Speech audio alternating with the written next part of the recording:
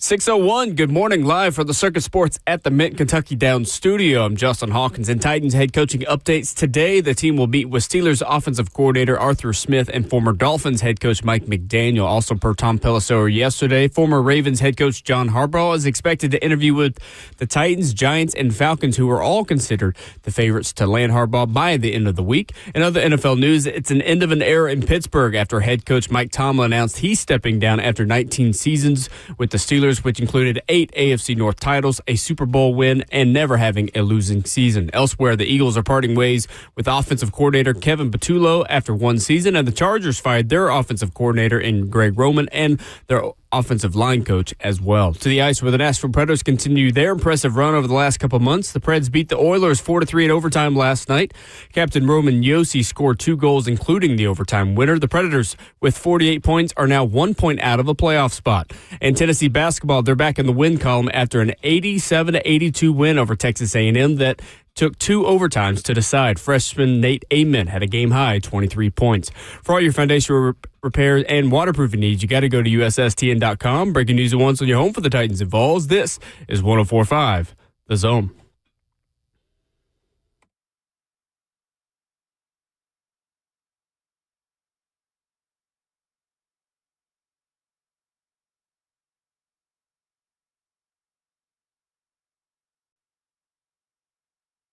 Away we go into your Wednesday morning in beautiful Music City. Welcome in to Ramon and Will with 11-year NFL veteran and Vol for life, Ramon Foster, Justin Hawkins at the controls. I'm Will Boulding. 615-737-1045 is our number. There's a joke that people make in my generation, maybe yours, this time of life, this era of history, to say, I'm tired of living through unprecedented events, things that are going to be in textbooks. Well, that's a big worldview, life thing. We don't have to get to that. Here's the thing, though, in sports. We are living through an unprecedented coaching cycle. John Harbaugh's out there. He's continuing to be linked to the Tennessee Titans. We'll talk with Nick Suss of the Tennessean about Matt Nagy and the vetting that he has done of another strong favorite to be the next head coach of the Tennessee Titans. But Ramon Foster, Mike Tomlin, is no longer going to be the head coach of the Pittsburgh Steelers. Things have got to feel weird this morning for you and many others who have represented that organization. Man, that's it. It feels weird that we are even having this conversation. Like, everything comes to an end. Like, we've talked about it late last year, November, December, before everything, turned over, and I just said no. I said, nah, absolutely not. He'll be fine. Winning the AFC North the way he won it, put Baltimore out. I had check every box. The team looked like it was going in the right direction. And then legitimately one big loss, one embarrassing loss. But on top of that, it's been a combination of a lot of things in a succession of this timeline that has allowed this to get to this point. I'm just still shocked. Like, like when your goldfish is like about to die, or like you've had it for a long time. Like my dog, like I knew my pup Zeus was about to go. But still, when it happens, you're still like, it happened. You thought you were prepared for this, and then it happens, and you're like, oh man, I don't know if I am prepared for what's next. More than anything, the people were asking me yesterday, how do you feel? I said, I really don't have a feel. Yeah. Like I wasn't numb. But my mind was just like, you don't see it happening. Or I thought you'd see a guy like him leave out on top. Now, he did win one more division. He beat his rival and everything else that went into it. But Will, listeners, that's all I know for that organization. 53-year-old Mike Tomlin is stepping down as the head coach of the Pittsburgh Steelers, ending a 19-year run. He clinched his 200th career NFL victory in Week 16 against the Lions. He tied Chuck Noll for 9th with 193 regular season wins in a Week 18 victory against the Ravens that did, to your point, clinch the AFC North title. The Steelers will begin the search for their 4th head coach since 1969. Tomlin had signed an extension 2 years ago that could have kept him with the team through the 2027 season, including a club option that had a decision date of March 1st of this year. He told the team at 1 p.m. Central that he was making this decision. And Ramon, that to me is the headline. This was Mike Tomlin's decision.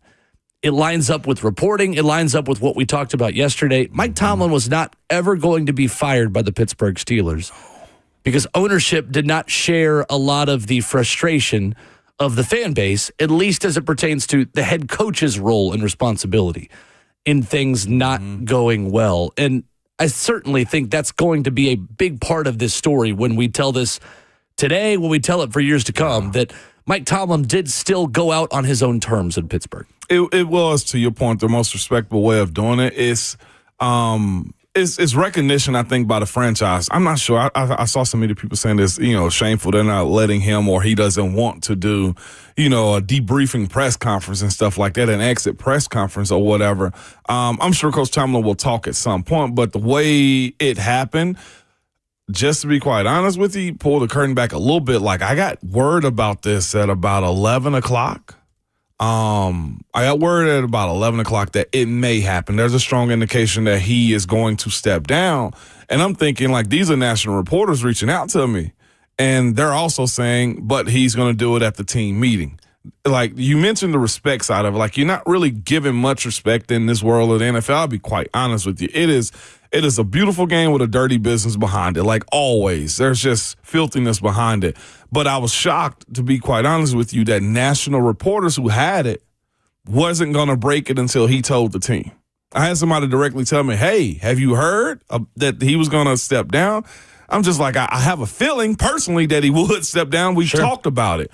But they said, I want to ask some players in the locker room, but I don't want to impede on his announcement and wreck him. And that right there says a lot, because media folks that have these types of breaking news items, especially a coach of 19 years with that organization, usually are the first ones in line to say, hey, he's stepping down, and nobody did. Like that right there. 2 or 3 people reached out to me and said they had it. Wow. And they did not break it. There's a lot of respect there to an institution in the NFL coaching community. You know that doesn't happen. But I'll say this, for whatever his flaws are, because we know what his successes are. The 7 straight losses in the playoffs, I'm a part of that too. I will say I'm also a part of the last win. There you go. That right there, I guess, can get tiring for a fan base that has higher expectations. That, does he have some run-ins with players? Not a whole lot, to be quite honest with you. Wasn't the best media darling to people that want to inside track and inside stories.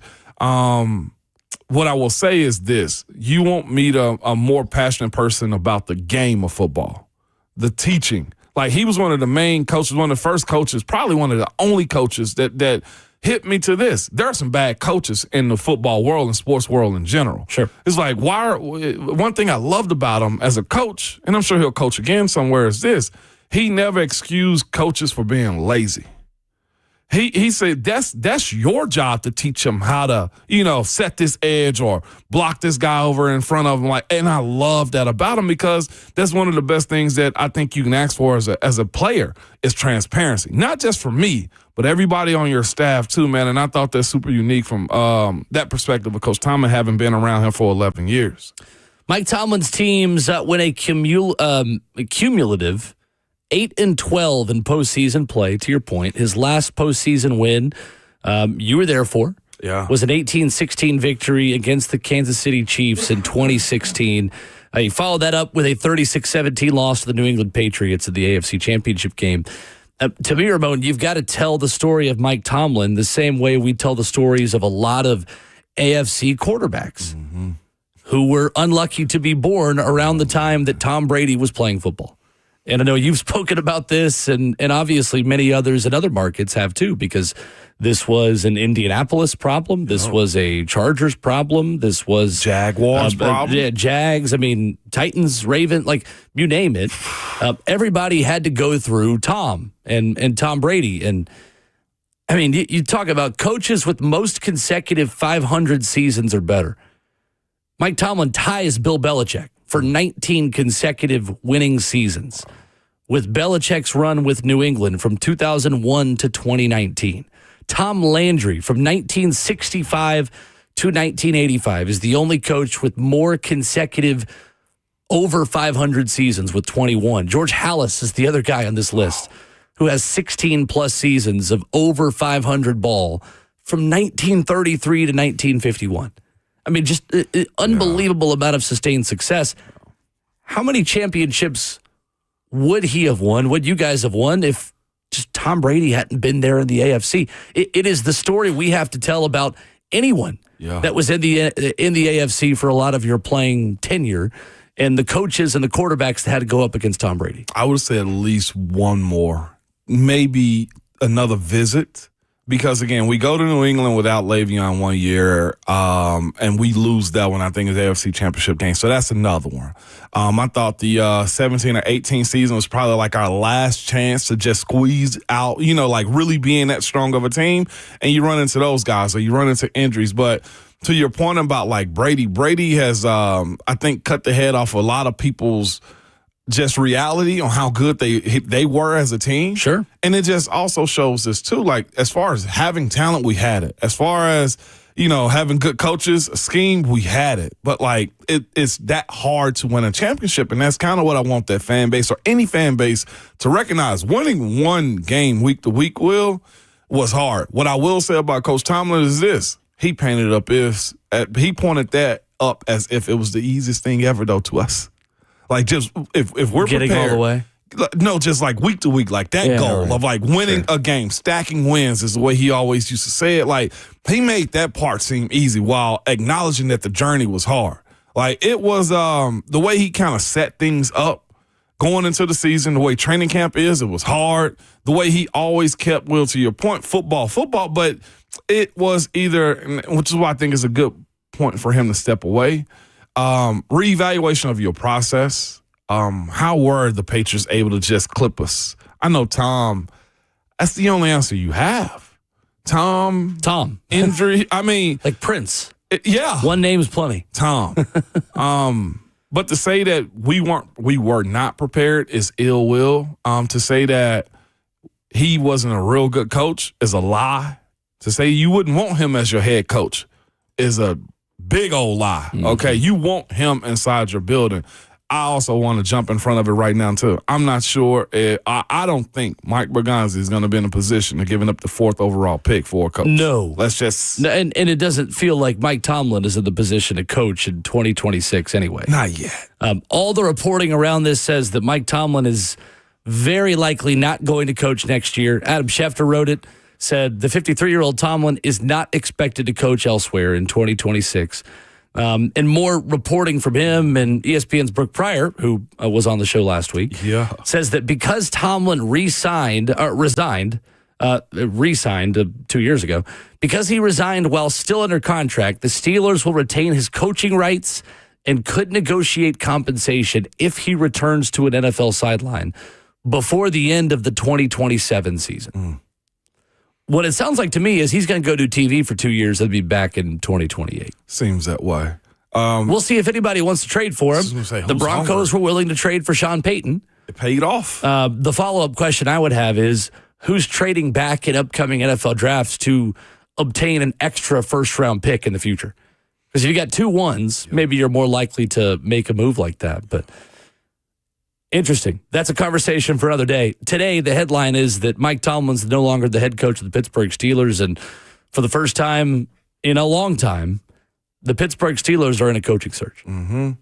Somebody just asked a question. We'll see if he'd love to hear a Tomlin interview. I will reach out to him. I didn't reach out to him yesterday because I know his phone is probably flooded. I saw all the social media posts and stuff like that. But he will be a great interview, though. And I'm sure everybody else is going to try to. Certainly. I just want to have him on the show to interview him in this context.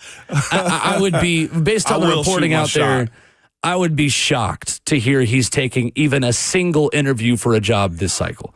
I would be totally shocked. I do not think that's going to happen, just because the reporting has been so consistent. But for me personally, too, I do look at this move and say, what's your answer? To your point about that franchise having 3 coaches in the last 50 years, basically. It's crazy. What direction do you go in? They've hired young every time and let a guy grow and mature in that job. Who's worthy? Like, now I'm invested in saying who are these candidates and where do you find them from, and which job now becomes the premier one? See what Mike's saying in the Infinite Big Chat, saying I'd love to hear a Tomlin interview one morning, meaning an interview on this show. On this show, yeah. I'm going to shoot my shot. I'd love that too. I will shoot my shot. We'll see what he says. 615-737-1045. I know we're not in Pittsburgh. I know this is not a Steelers show, but obviously with Ramon spending all of his 11-year NFL career with Mike Tomlin, we are going to talk more about this throughout the morning and really a lot to start this show. What was it like playing for Mike Tomlin? What made him different from other coaches that Ramon had been around in his career? And what can young coaches learn from him? What can the Titans learn from what worked for the Pittsburgh Steelers, who had nearly 2 decades of sustained excellence in one of the most difficult divisions in the National Football League? We'll dive into that more coming up next.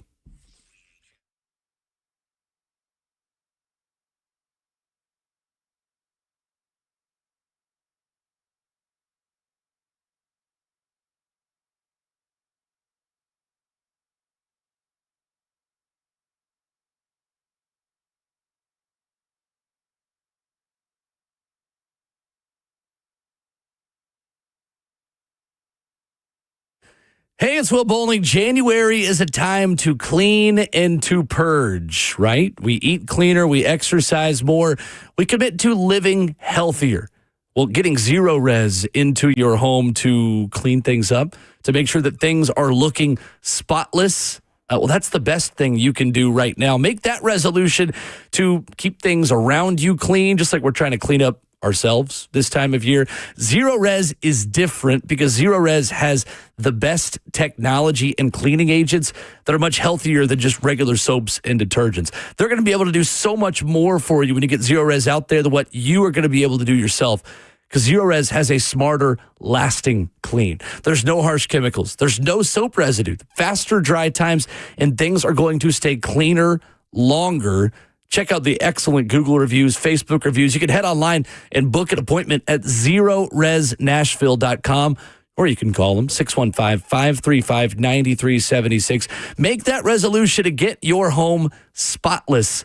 No harsh chemicals and a longer lasting clean with Zero Res. That's Zero Res. Spell it backwards or forwards. It's the right way to clean. 615-535-9376. Online at ZeroResNashville.com. And don't forget to ask about their air duct cleaning.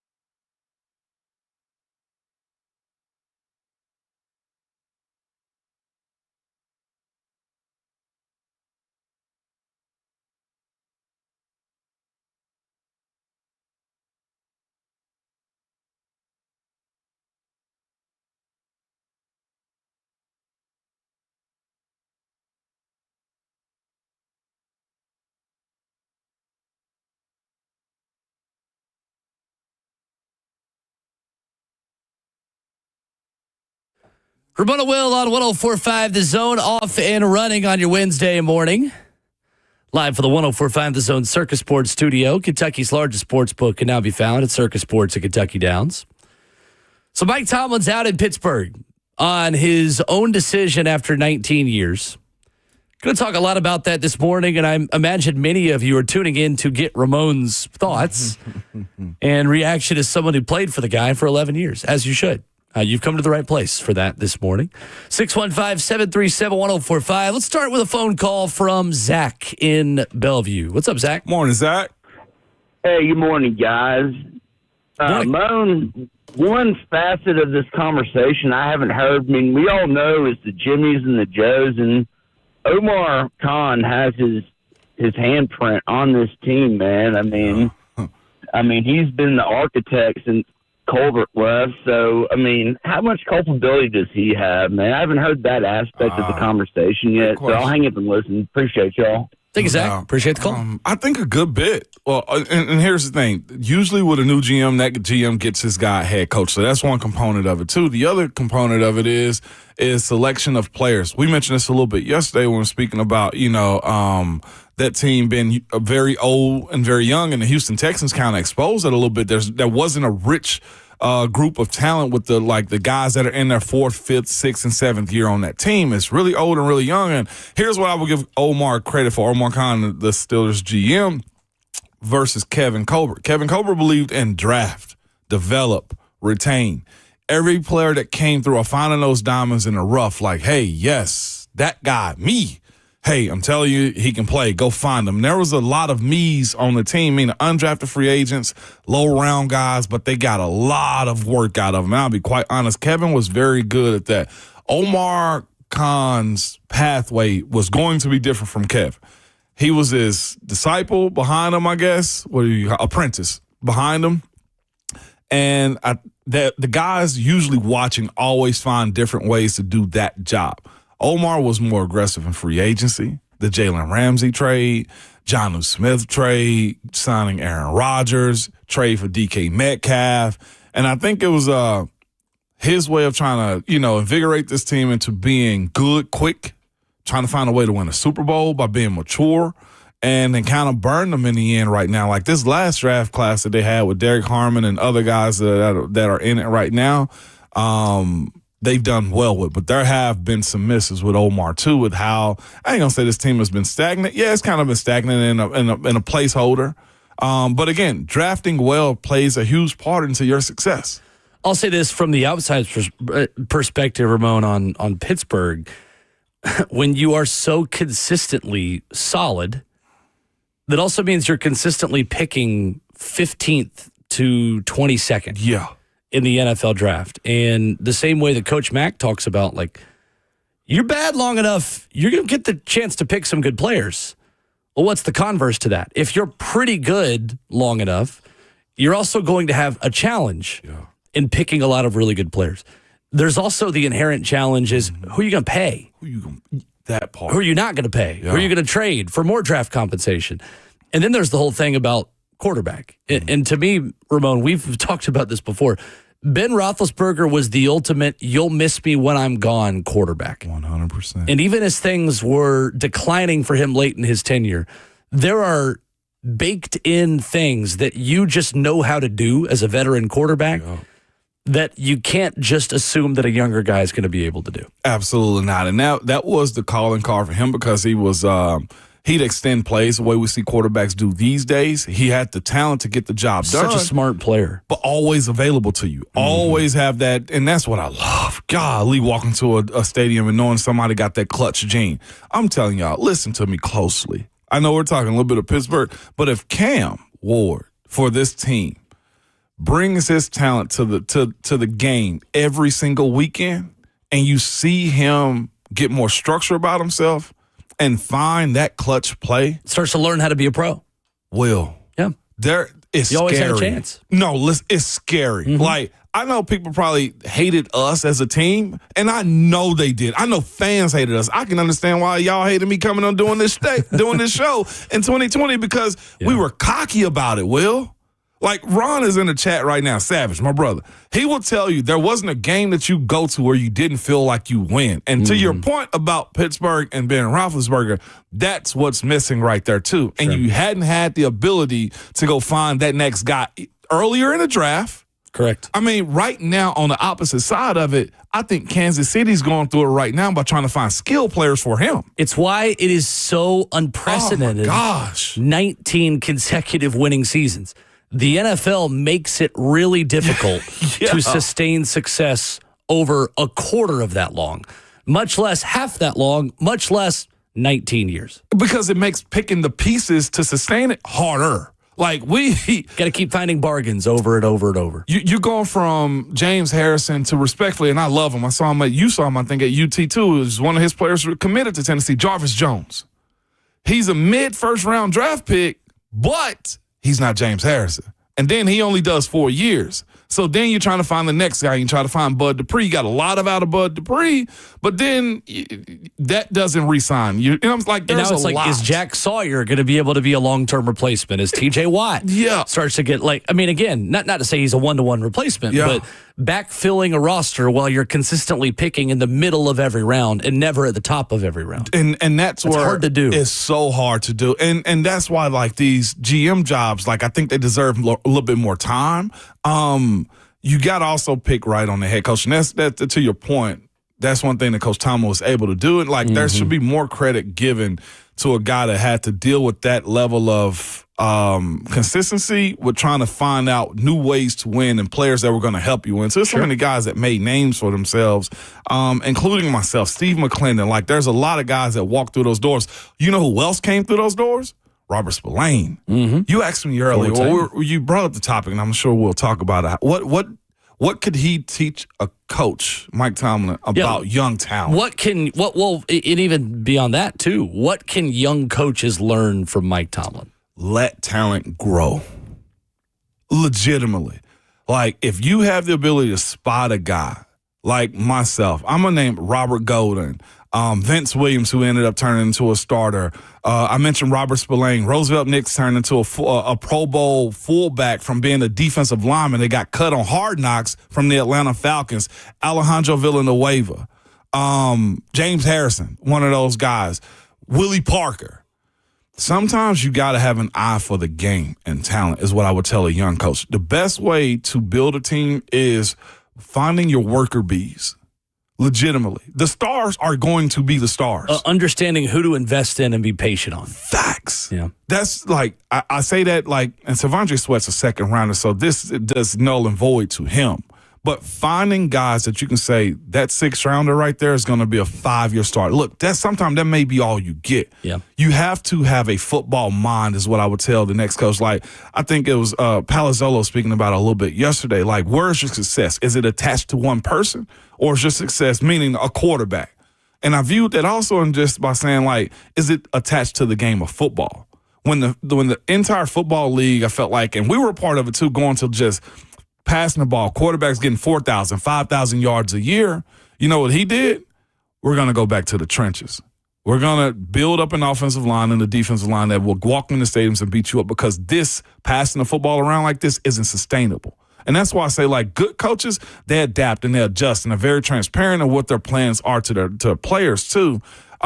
So that's what I would say as far as younger coaches learning from him is recognize the talent.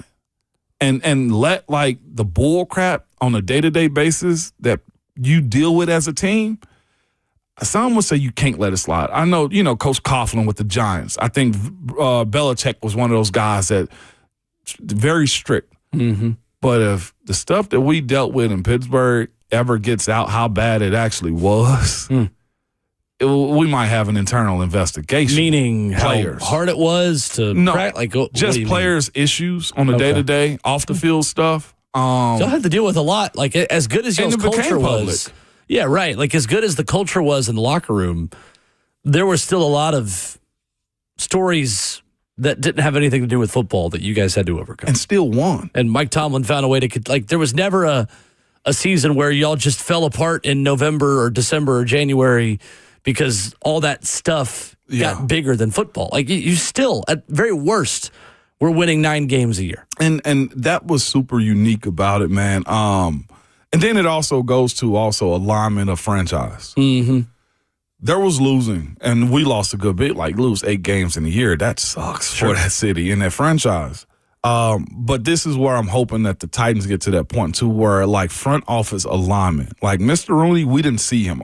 We didn't see him at all much in the building. He was in the building every single day, but he didn't involve himself in football activity. That's why I laugh so much when people are demanding that Miss Amy be a part of it. Like, should she be present and around as – I'm not sure how present or not around she is. But here's the thing. It's her business. As long as she understands it, it's fine. And that's how Mr. Rooney was, too. Empower the right coaches, and you don't have to be around all the time. We had no issue being able to walk into the scouting room as players. That's how it should be. It should be very football-centric. And that's what I would say, like the alignment, which I think the Titans are getting to this point, front office and coaches to the field, that take care of everything else, because when you communicate and have the common goal, you're going to understand that it's not always going to be perfect. And that's what I learned about that process in Pittsburgh, too. We talk a lot about coaches in the SEC, in the NFL, having a secret sauce. I remember talking to, I think it was DJ Shockley in Atlanta TV over the summer about Kirby Smart in Georgia. And we both had that question, like, what's different? What's the secret sauce? Like, why is Kirby Smart able to still coach guys in the traditional Saban sense while the sport has kind of changed, and Saban himself couldn't even. And I wanted to ask you the same question about Mike Tomlin, because if it was that easy, and I think social media acts like it's just easy to have 19 straight seasons without a losing season. If it was that easy, we'd have more coaches that are doing it. What's different? What was Mike Tomlin doing as the head coach of the Pittsburgh Steelers that nobody else was able to replicate? What is the secret sauce for Mike Tomlin's 19 consecutive seasons at 500 or better? He took the guessing out. If you were bad, he told you were bad. He challenged you in front of everybody. The way we hear the videos of Kirby Smart cursing players out and start this drill over, that's Coach Tomlin.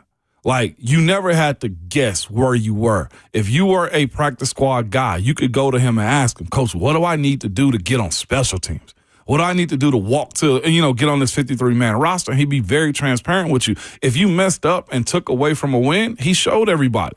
He held everybody accountable in that aspect. And I will say, the quarterback lives a different blame life. Okay? No question. And sometimes you don't do your stars as much as or don't call out your stars as much as you can, because when the lights are on, they're going to show. Training camp was very hard. The football style that he preaches and coaches is the ones that's from the 70s and from the 80s. That no matter what, my big men are going to beat yours up. And when it boils down to it, if I got a guy at the quarterback position that's competent enough, we're going to challenge you. It was that. It's the same as what you see from Kirby Smart. Transparency, a reality of what you're doing in the football world. And I think, Will, too, a big calling card of his that we just think is easy was playing immaculate defense when you can, having a system in place. The last part is where I know in the Southeastern Conference that we cover here, Kirby Smart has said this and others, good coaches. Our culture is why you want to be here. If you are about you and you want to make this a Ramon show, it won't fly. Because at the end of the day, you're going to need your teammates more than they need you just as a singular person. And that, to me, is where I think separated him from other coaches. How do you win tight games? Well, the culture set that up because it was hard during the summer. It was challenging. It was very transparent. And I think coaches have a hard time telling players the truth.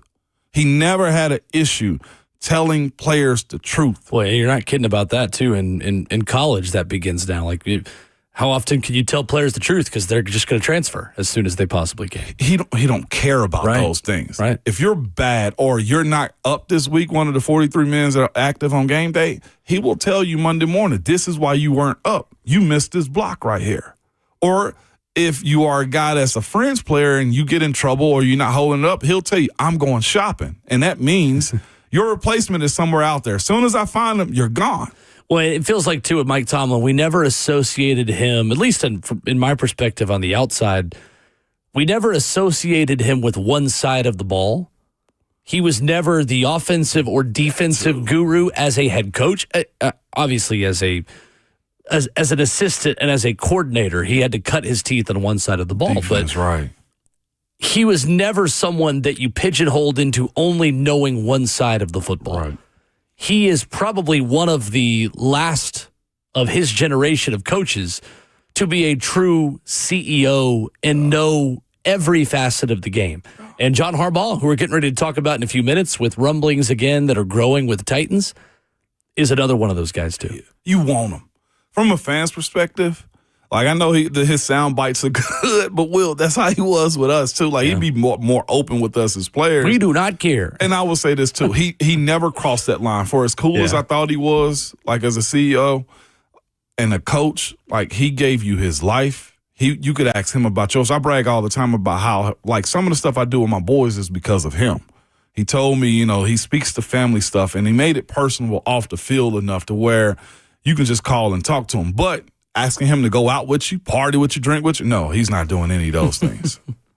615-737-1045 is our number. It's great perspective from you, and I know, again, a lot of Titans fans feel a certain type of way about Pittsburgh, but I think even the biggest rivals in Baltimore and Cincinnati and Cleveland today can share the same kind of respect for the 19 years that Mike Tomlin had in Pittsburgh and a lot of the lessons that I think can be learned around the league, including here, from what worked in his tenure there.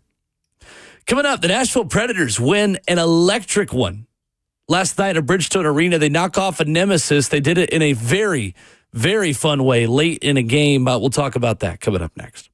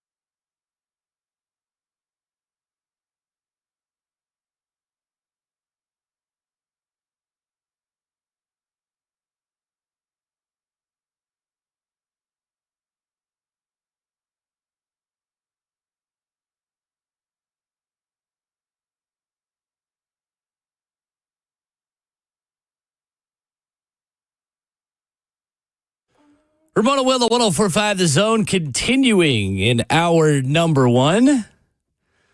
Last night, the Nashville Predators won a classic overtime goal to beat the Edmonton Oilers. The Preds are 16-8 in their last 24 games. All of a sudden, some momentum on the ice inside Bridgestone Arena with the Olympic break coming up. Ramon, remember earlier this season, we were talking a little bit of Predators hockey. Mm-hmm. And look, we've not dived into a lot of the intricacies and things of that nature, but we've kept a cursory glance at times. Right. And I remember Ryan O'Reilly saying, I'm playing terrible. I can't make a pass to save my life. Yeah, we leaned into that one, man. Last night, he had like a no-look pass across half the ice to set up Roman Josi for the overtime winner. The no-looky. Against the Edmonton Oilers. Everything in hockey is nicknamed with like a Y at the end of it, so you have no idea how correct you are. But it's a little no-looksy. Like they call warm-ups warmies. Like what? Warmies? I don't know. Everybody's nickname ends in Y, like Forzy. Really? It's like watching a Fox broadcast and all the nicknames they have. Yeah. Like, let's go down to EA on the sidelines. All right, KB. This is very true. I don't have a huge issue with it. True. It's just, it's kind of like that. Everything got a nickname. Eric Haula's 8th goal of the season in this one. He already has 3 more points than he had all of last season with New Jersey. Look, Steven Stamkos is playing like a legit frontline forward again. Scored his 20th goal of the season. Now has the 21st most career goals in NHL history. This is a nemesis team for the Nashville Predators, who had quite a losing streak, 5-game losing streak against Edmonton. Could never beat them. All of a sudden, Ramon, the Preds have a different look at the trade deadline as that quickly approaches. And what was going to maybe be a fire sale, all of a sudden, is a team that is only 1 point out of a playoff spot in a very top-heavy Western Conference. I don't know if the Preds have enough assets to really make a run, but the way the season started, a postseason run, or just being in the mix all the way through the end of the season would be a step in the right direction for Barry Trotz's team. We talked a little bit at the beginning of our season, just like you didn't know which direction this was going to go. And for it to be turned around right now, it almost feels as if like this winter break or this Olympic break that they're about to have, you don't want that momentum to stop. I don't know what they found. Yeah. What did they find? Will, like, is he able to just pass? That gets me every time. They found it. Always jump. They did find it. Jump. But it legitimately, like, how does a team turn it over like this and then you have to have a stop immediately in the middle of the season for the Olympics? That right there is bothersome. Is wanting to crank that back up. As big of a turnaround as they've made, it's certainly not just one thing, but I do think you have to start with the way Steven Stamkos has played over these last 6 weeks or so. In just the way that he has led from the front, and now getting to 20 goals and being the frontline forward really through these last 6 weeks, month or so, that I think the Predators expected to have from the beginning when he was signed last season. Interesting reading Alex Doherty's thoughts about this, the Tennessean, talking about how the Preds have 4 trade-worthy assets at forward. 3 of them are centers who are really contributing. You're not really going to get a ton for Eric Haula, Michael McCarron, or Michael Bunting. Ryan O'Reilly could fetch you some solid draft compensation back, but the Preds already have multiple 2nd, 3rd, and 4th round picks in the next 2 drafts. So Barry Trotz has a little bit of ammunition to sit back and say, like, we're kind of happy with what we have in the next few drafts. We don't feel like we have to totally torpedo the present in order to set ourselves up for the future. Let's keep rolling the dice and see what these guys can do. And maybe you do bring in some more younger players down the stretch to infuse this roster with a little bit more youth and experience to be able to set up some guys who are waiting in the wings to be key contributors moving forward. But Barry Trotz has a lot of really big decisions to make as he approaches 100 games as a general manager in the NHL. Why are assists huge in hockey like that? Is it because of the difficulty of sliding the puck over the ice too? Like, there is a lot of respect given to the assists. Like, basketball have an assist stat, but it doesn't really, unless it's a monumental alley-oop, it's not really a thing. It's just a pass. Well, Why is it so concentrated in the world of hockey? It's like the other kind of quote-unquote live ball, not start and stop sports. Like, think of it from a basketball or a soccer perspective. a bad pass results in a turnover. And we talk about in basketball live ball turnovers that set up the offense for the other team to get down to the basket before you have a chance to set up your defense. Same can be said in hockey. Okay. Yeah, you're getting rewarded for the setup. Getting rewarded for the setup. And plus, there's 2 assists in hockey. You get the first assist, the primary, and then you have a secondary, which is called the hockey assist. Hold up. So you can have a goal and then 2 people assist. You can? Yeah, so I could pass it to Will pass it to you, and I get credit for the assist? Correct. That's also true in Major League Soccer. Huh? Yeah. Is it really? Yeah.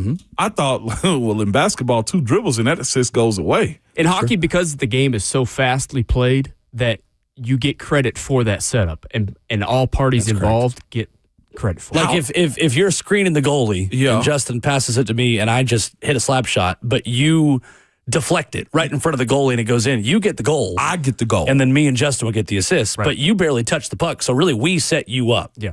So is it like a half a sack or is that a full assist? No, it's a full assist. It's a full assist for 2 people. Yep. Yeah. Huh. You get an assist, I get an assist, he gets the goal.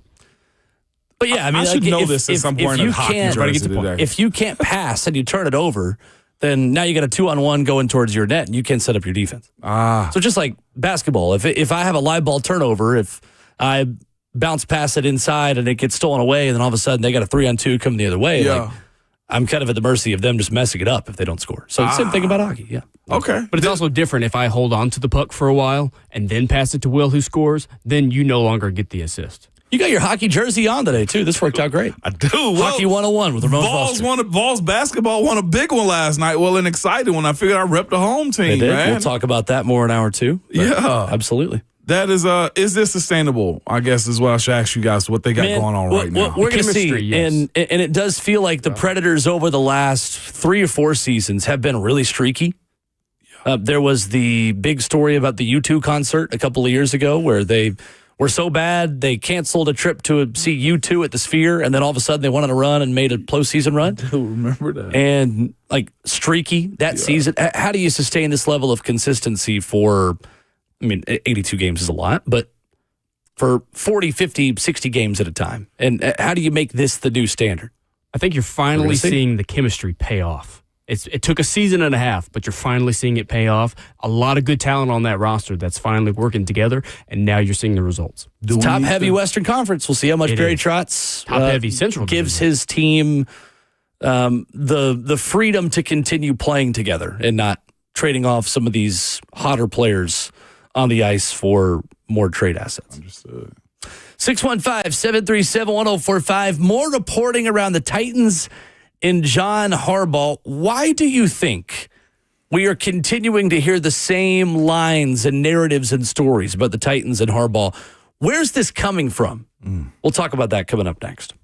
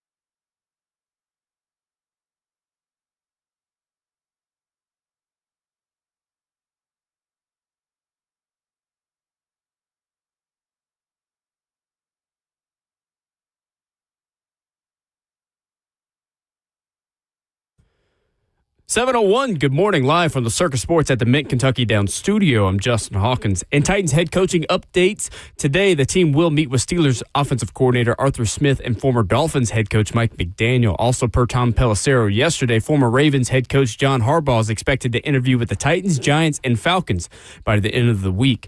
In other NFL news is an end of an era in Pittsburgh after head coach Mike Tomlin announced he's stepping down after 19 seasons, which included 8 AFC North titles, a Super Bowl win, and never having a losing season. Elsewhere, the Eagles are parting ways with offensive coordinator Kevin Patullo after one season, and the Chargers fired their offensive coordinator Greg Roman and O-line coach as well. To the ice, where the Nashville Predators continued their impressive run over the last couple months last night, where the Preds beat the Oilers 4-3 in overtime. Captain Roman Josi scored 2 goals, including the overtime winner. The Predators, with 48 points, now sit just 1 point out of a playoff spot.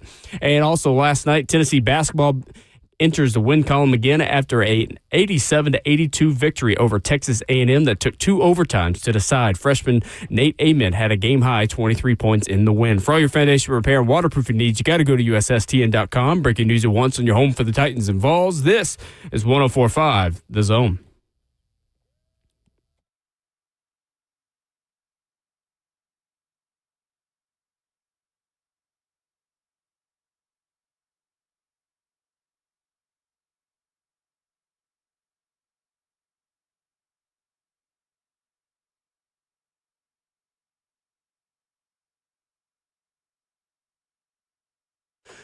Hour number 2 of the show on Wednesday morning getting started. Glad you are with us. Whether you are listening on your drive in, streaming us on your smart device, in a lot of ways, you yourself are a smart device for joining us on Ramon and Will. He's Ramon Foster. Justin Hawkins is our producer. I'm Will Boulding. Nick Suss of the Tennessean joins us in 15 minutes. More background on Matt Nagy and a great piece that he had in the Tennessean. Plus, just more thoughts as well on the Titans coaching search as a whole. Ramon, we got more reporting yesterday about John Harbaugh, the New York Giants, Atlanta Falcons, Tennessee Titans, and all of it together. Yeah. Tom Pelissero continues to say, with a new tweet yesterday, former Ravens coach John Harbaugh continues to gather information on potential destinations, and the expectation is he'll interview with the Giants, Titans, and Falcons by the end of the week. Other teams remain interested, but those 3 appear to have the inside track. Diana Rossini and longtime New York columnist Ian O'Connor write in The Athletic similar things. Giants, Falcons, Titans, favorites.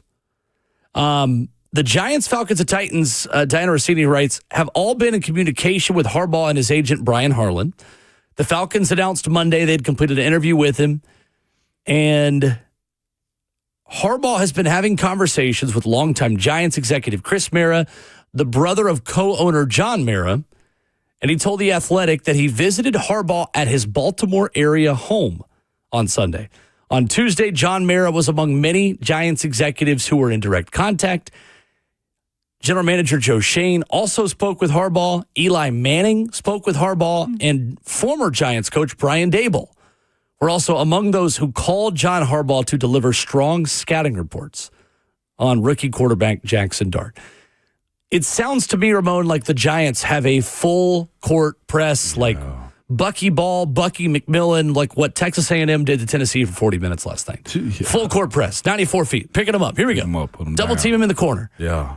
How worried are you about that and the Giants' desperation for John Harbaugh? I don't think John Harbaugh moves that way.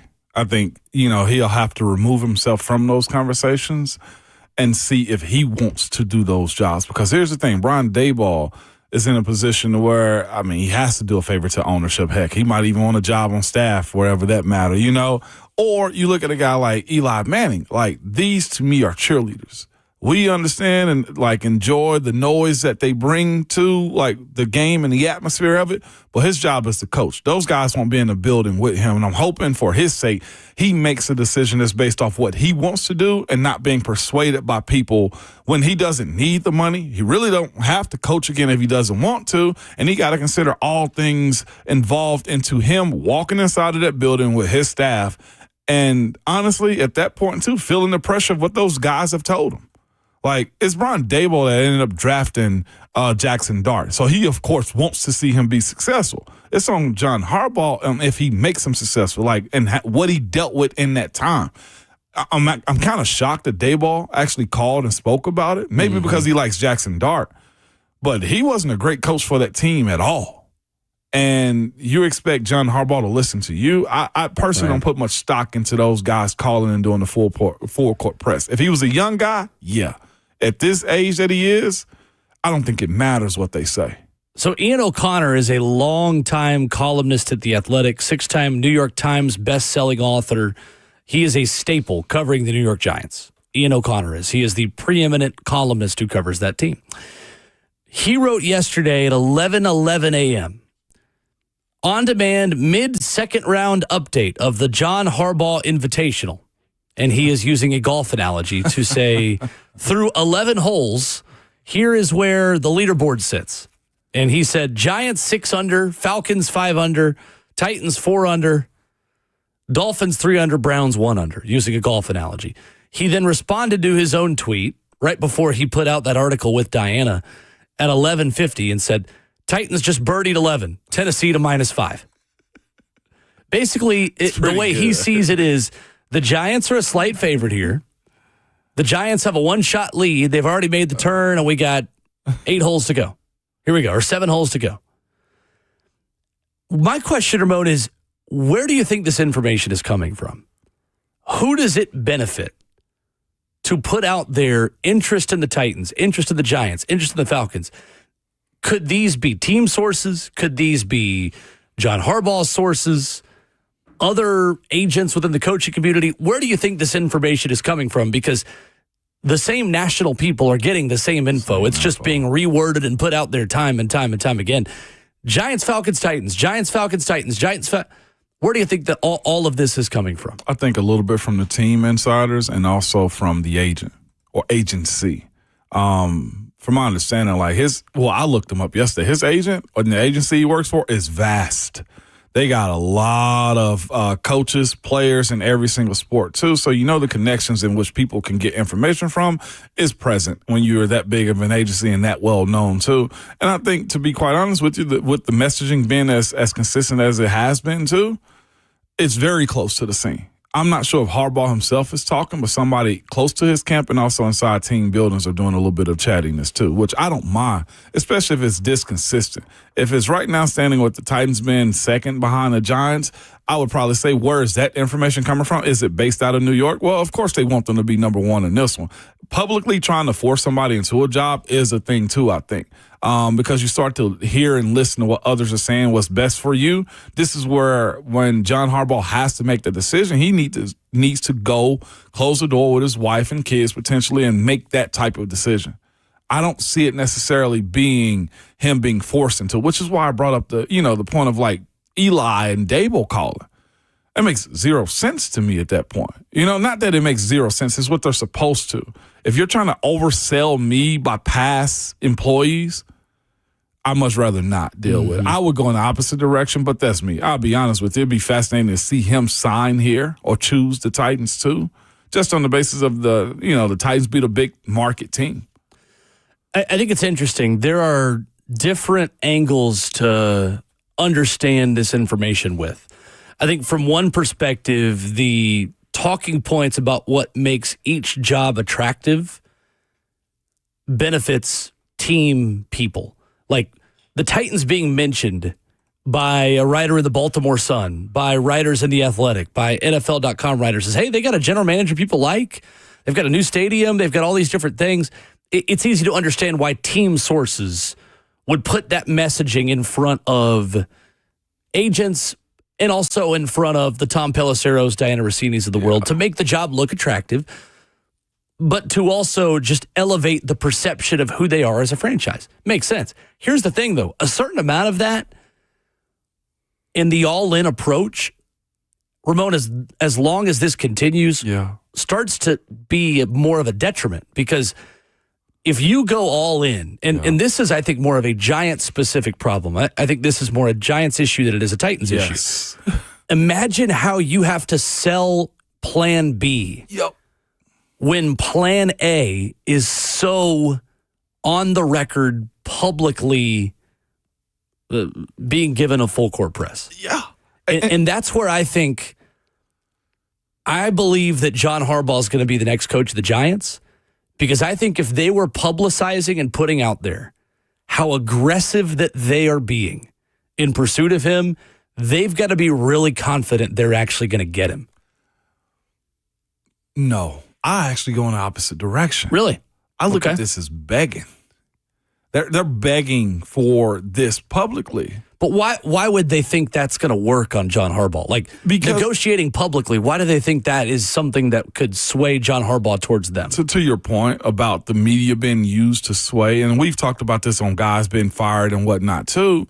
I guess you want his camp to recognize how big of a job this is and that you want this. I personally look at that in the other direction as far as the fan base is concerned. The fan base needs this. You never thought that you'd have the opportunity to get a coach like this, and they're trying to rally the troops and trying to make it a public spectacle of it. But here's the issue that they got to deal with. Again, having played against this guy, having watched him too, I just don't personally think John Harbaugh operates this way to where public perception of him going to a big destination like the New York Giants satisfies his urge. I agree with you. Yeah. That's why I don't think them putting it out there has anything to do with swaying him.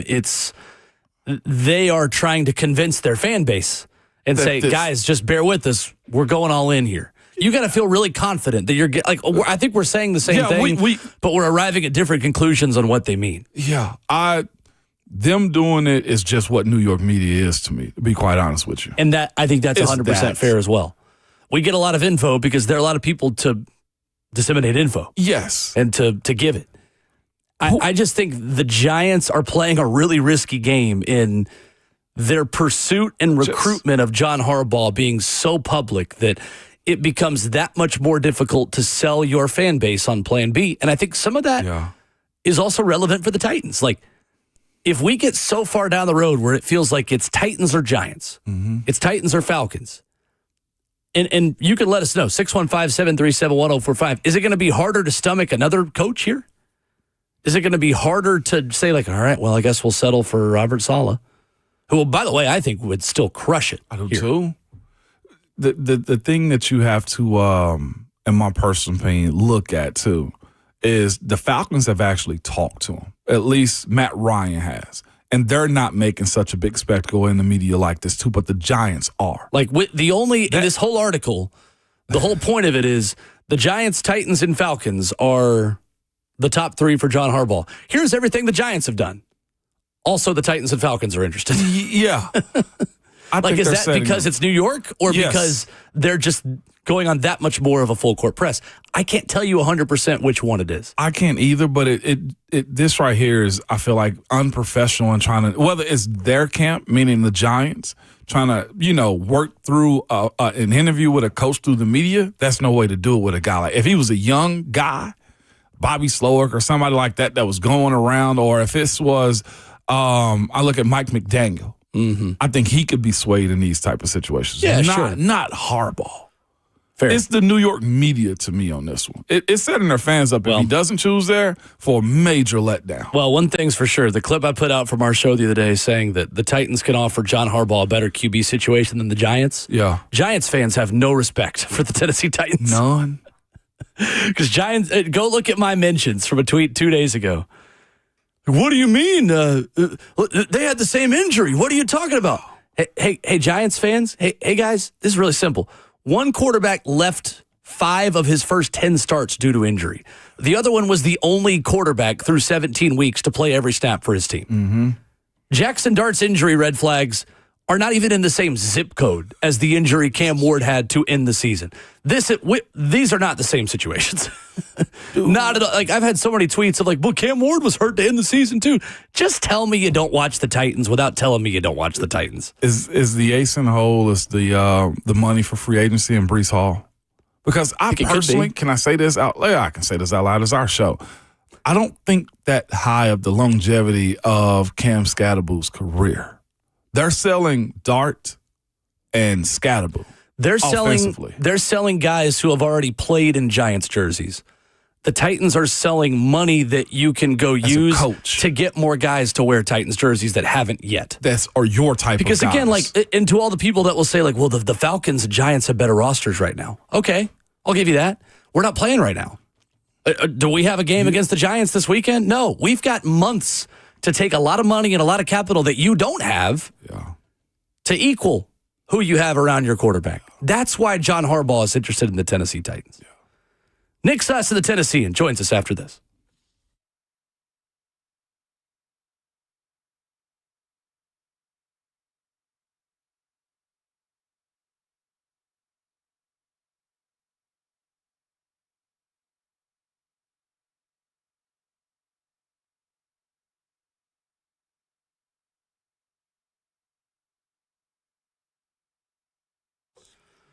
Hey, what's going on? It's Will Bowling for my friends at Lee Company. I love talking about Lee Company and all the things that they can do for me and for you around the house. Listen, if you are looking to get something fixed, your HVAC, your plumbing, your electrical systems, no matter what it is, maybe you're like me and you need somebody out there. You need the right person to come out there and work on it. Lee Company's got over 80 years of experience serving the Middle Tennessee area.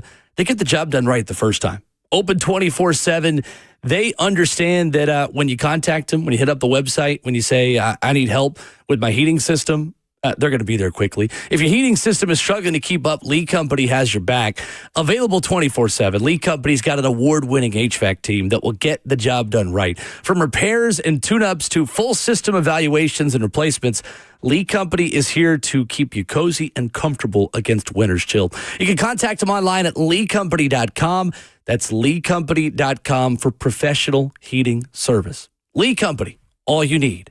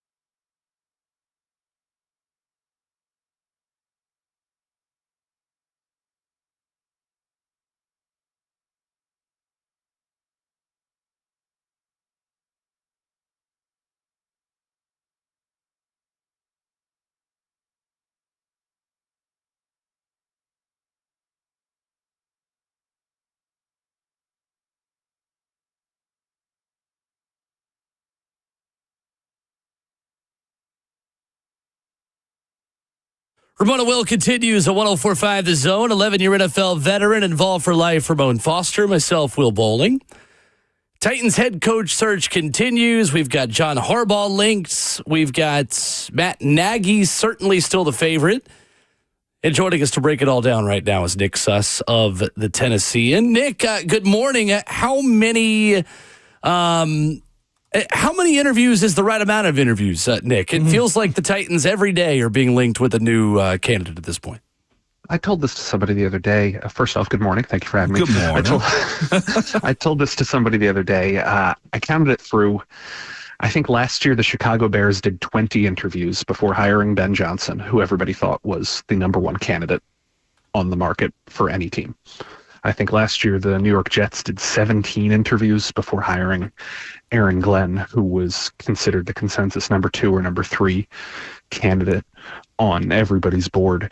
There is absolutely no connection between how many interviews you do and who you end up finding. And there's very little connection between how many interviews you do and how successful the coach you hire is. 2 years ago, I think the Chargers did 16 or 17 interviews before landing Harbaugh, 2 times in the playoffs since then. I think the Falcons did the same number of interviews before hiring Raheem Morris, and they ended up firing him 2 years later. There is no positive or negative correlation to number of interviews. It just comes down to stylistic preference. And I was told before the search that the Titans were going to cast a pretty wide net. I thought the number was going to be closer to 15. I think now we're sitting at 17 or 18, depending on who you trust with their reporting. That's not counting guys like Harbaugh or Tomlin or any of these guys who could end up connected to the search at a later date.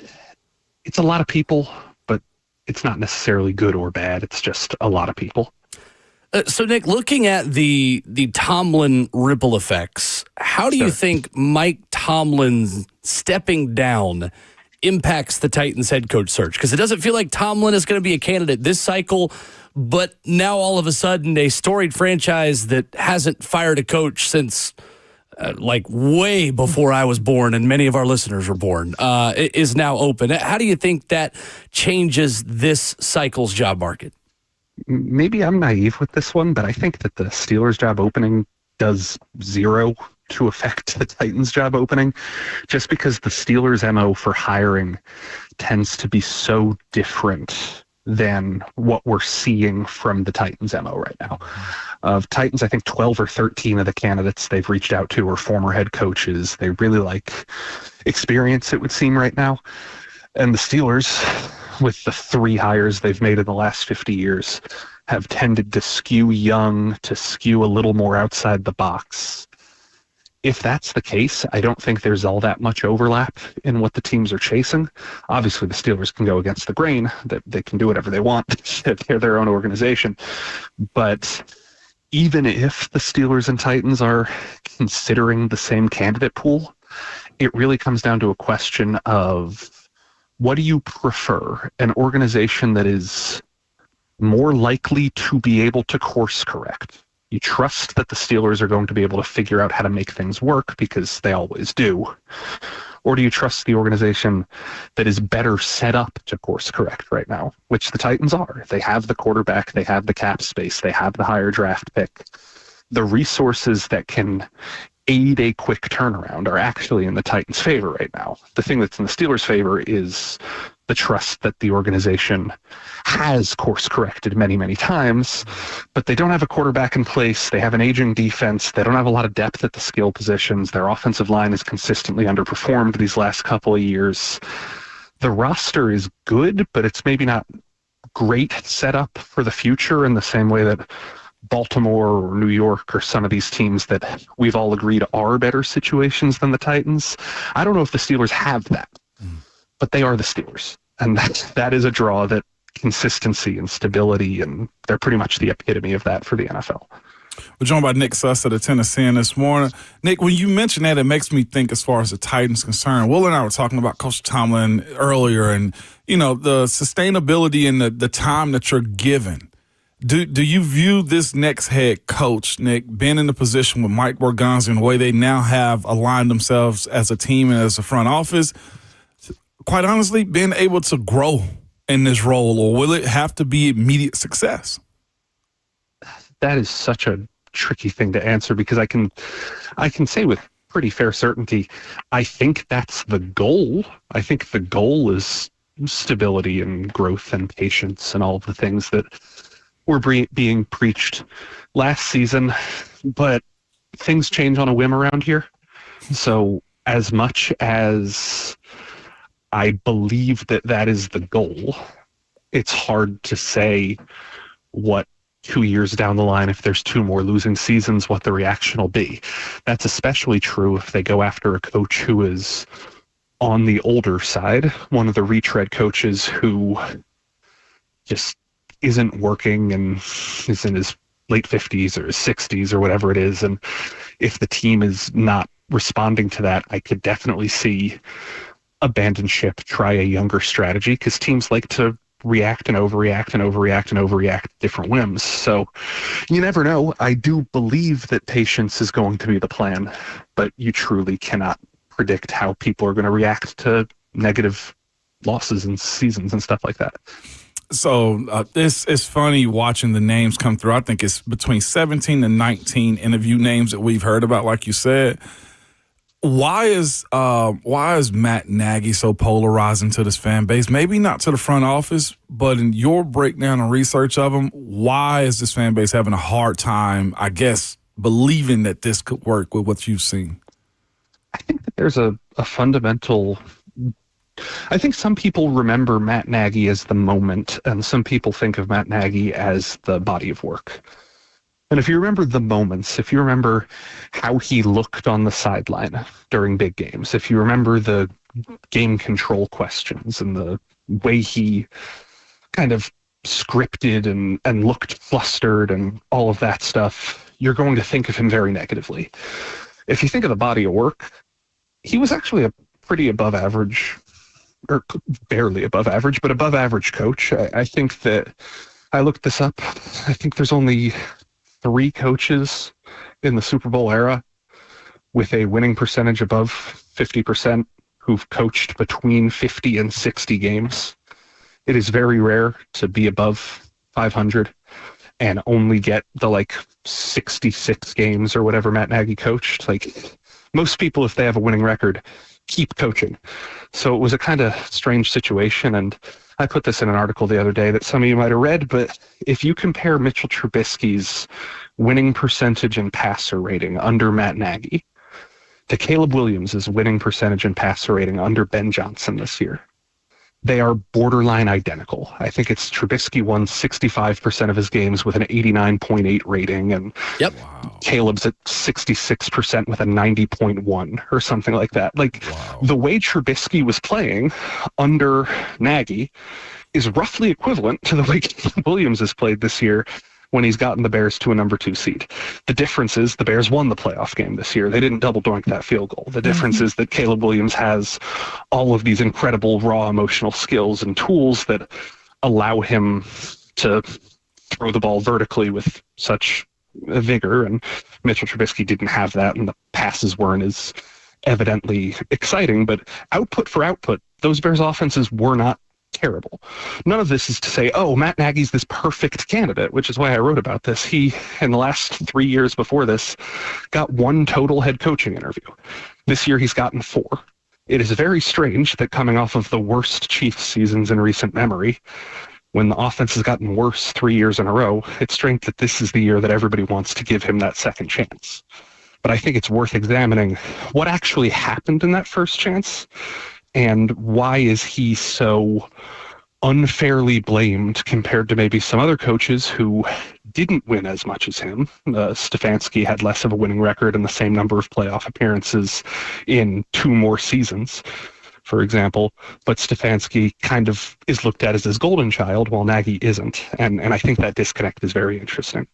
Nick Suss, the Tennessean, our guest, and that you wrote a great story about this, talking with former Tennessee quarterback Tyler Bray, former Georgia quarterback Aaron Murray, and 2 guys who have been coached and worked with Matt Nagy, and you're dead right, by the way. I was literally just looking at those numbers that Mitchell Trubisky won 66% of his starts with an 89.8 quarterback rating, and Caleb Williams this year won 65% of his starts with a 90.1 quarterback rating. It's unbelievable the way we frame these things.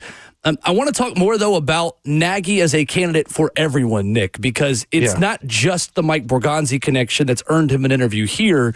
And that would have made sense, right? Like, as many interviews as the Titans have had, I don't think we would have blamed the Titans for bringing in Matt Nagy, and then Nagy maybe only having one other interview. But he is an in-demand candidate, at least to talk with teams this offseason. In talking to Tyler Bray and Aaron Murray, what did you take away? What did you learn about Matt Nagy, the person and the coach, and why he is not only a candidate here, but in demand elsewhere as well? There's a quote in there from Bray where he essentially says, sometimes you think of a coach like a father, but Nagy is somebody who's easier to think of like a brother.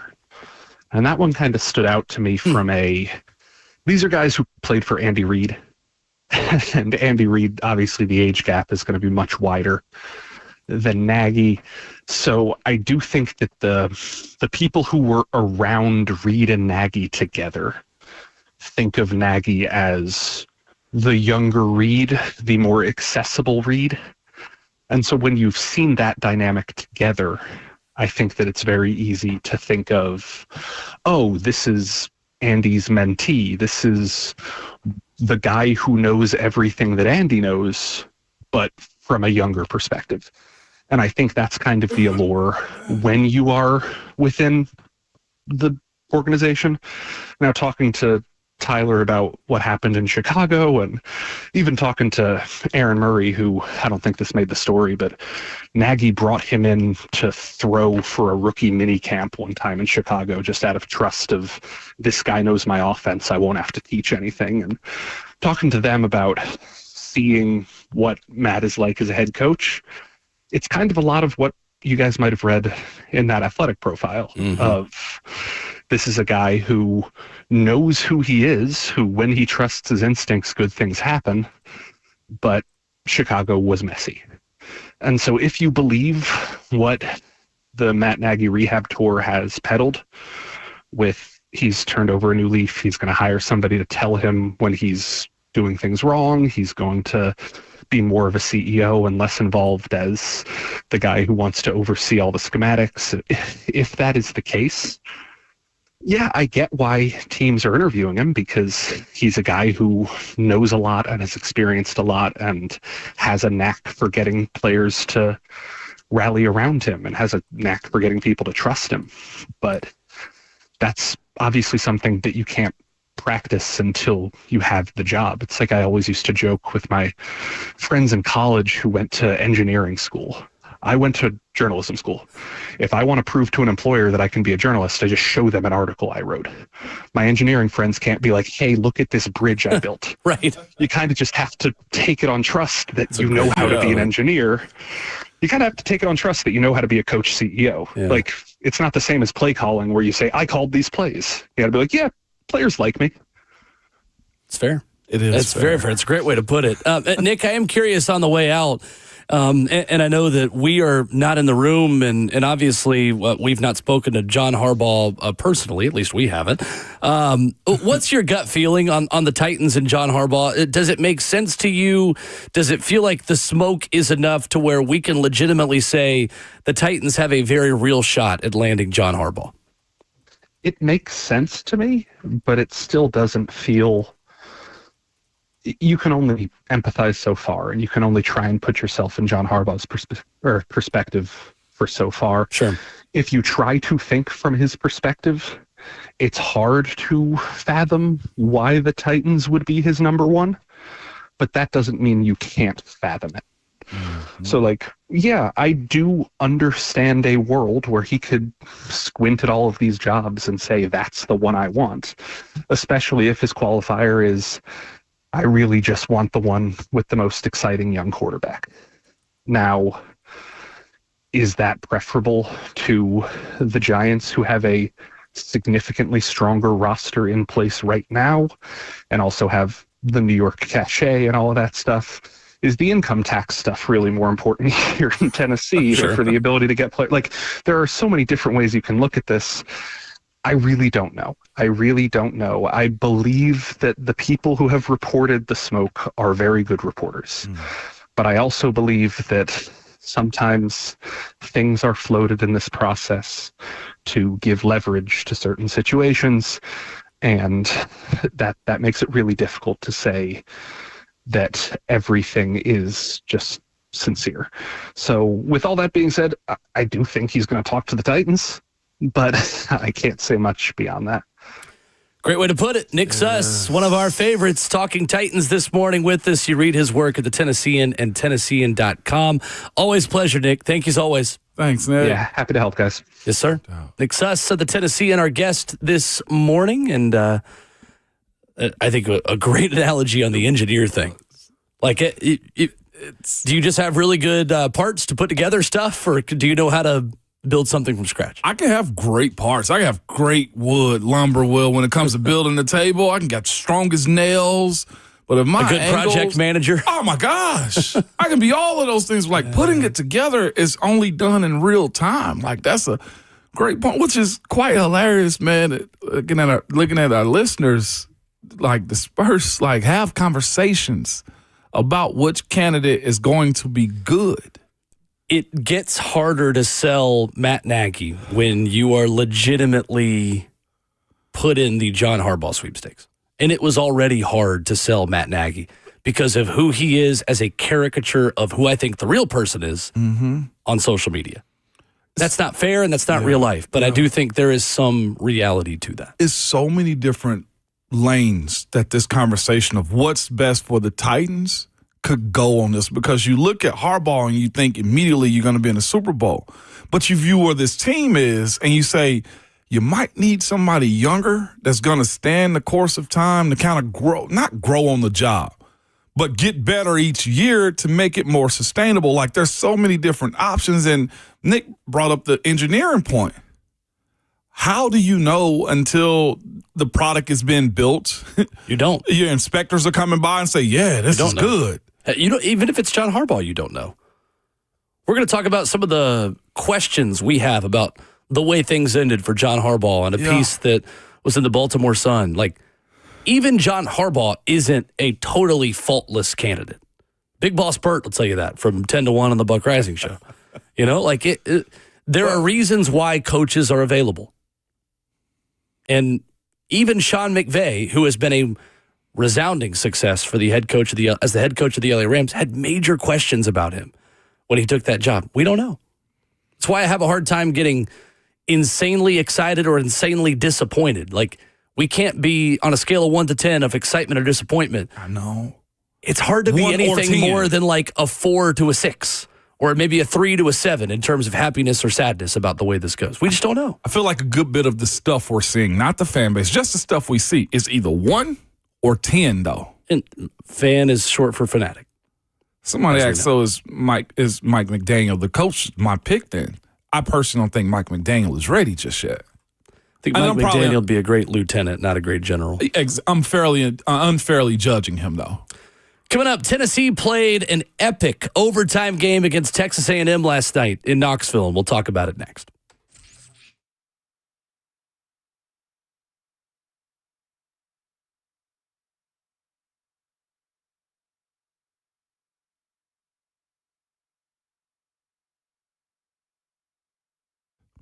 In today's AI world, you can't even trust your own eyes. We've seen it, man. We got to stop and ask ourselves, is this real? Well, you know what is real?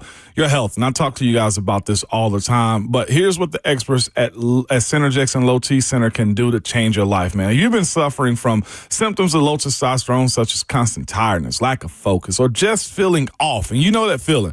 At Synergex and Low T Center, you can meet with a real provider, not a chat bot on a website. You get real medication, never compounded, to testosterone or hormones at all. You get real pricing. Not a surprise when the bill comes from a website. You get real results because Synergex and Low T Center are the experts offering superior medication service and support. And they've been doing this for over a decade, and that's real. I promise you that. So guys and ladies, man, get real about your health this year with Synergex and Low T Center. For a limited time, the men's TRT test is free. Yes, free $99. The women's hormone test normally is $299. Well, it's just $99. And the weight loss consultation is free as well. You can walk in or book an appointment at getmyhealthfix.com and make sure that you tell them that Ramon sent you.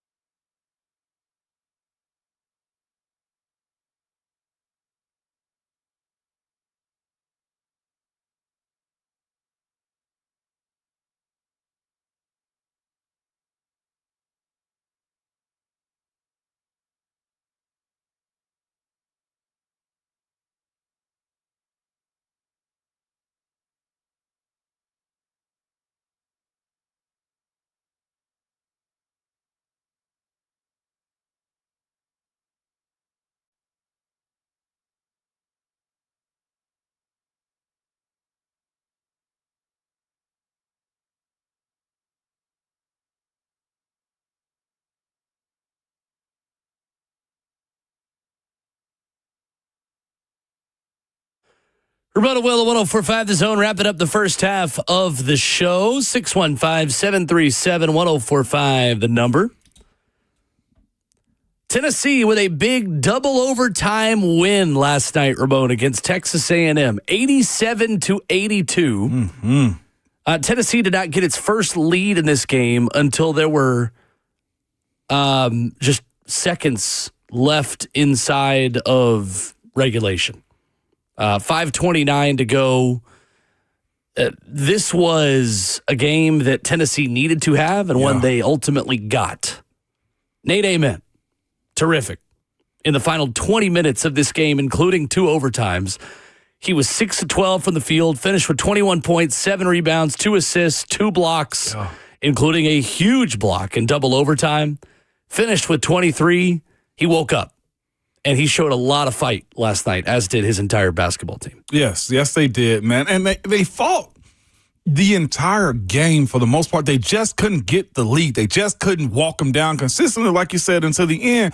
Man, watching the way Texas A&M was shooting around the perimeter was fascinating. They would just grab the ball immediately, quick trigger, Buckyball, man. It's the closest thing to Kim Caldwell's Lady Vols style that we have in major men's college basketball. Man, listen to me.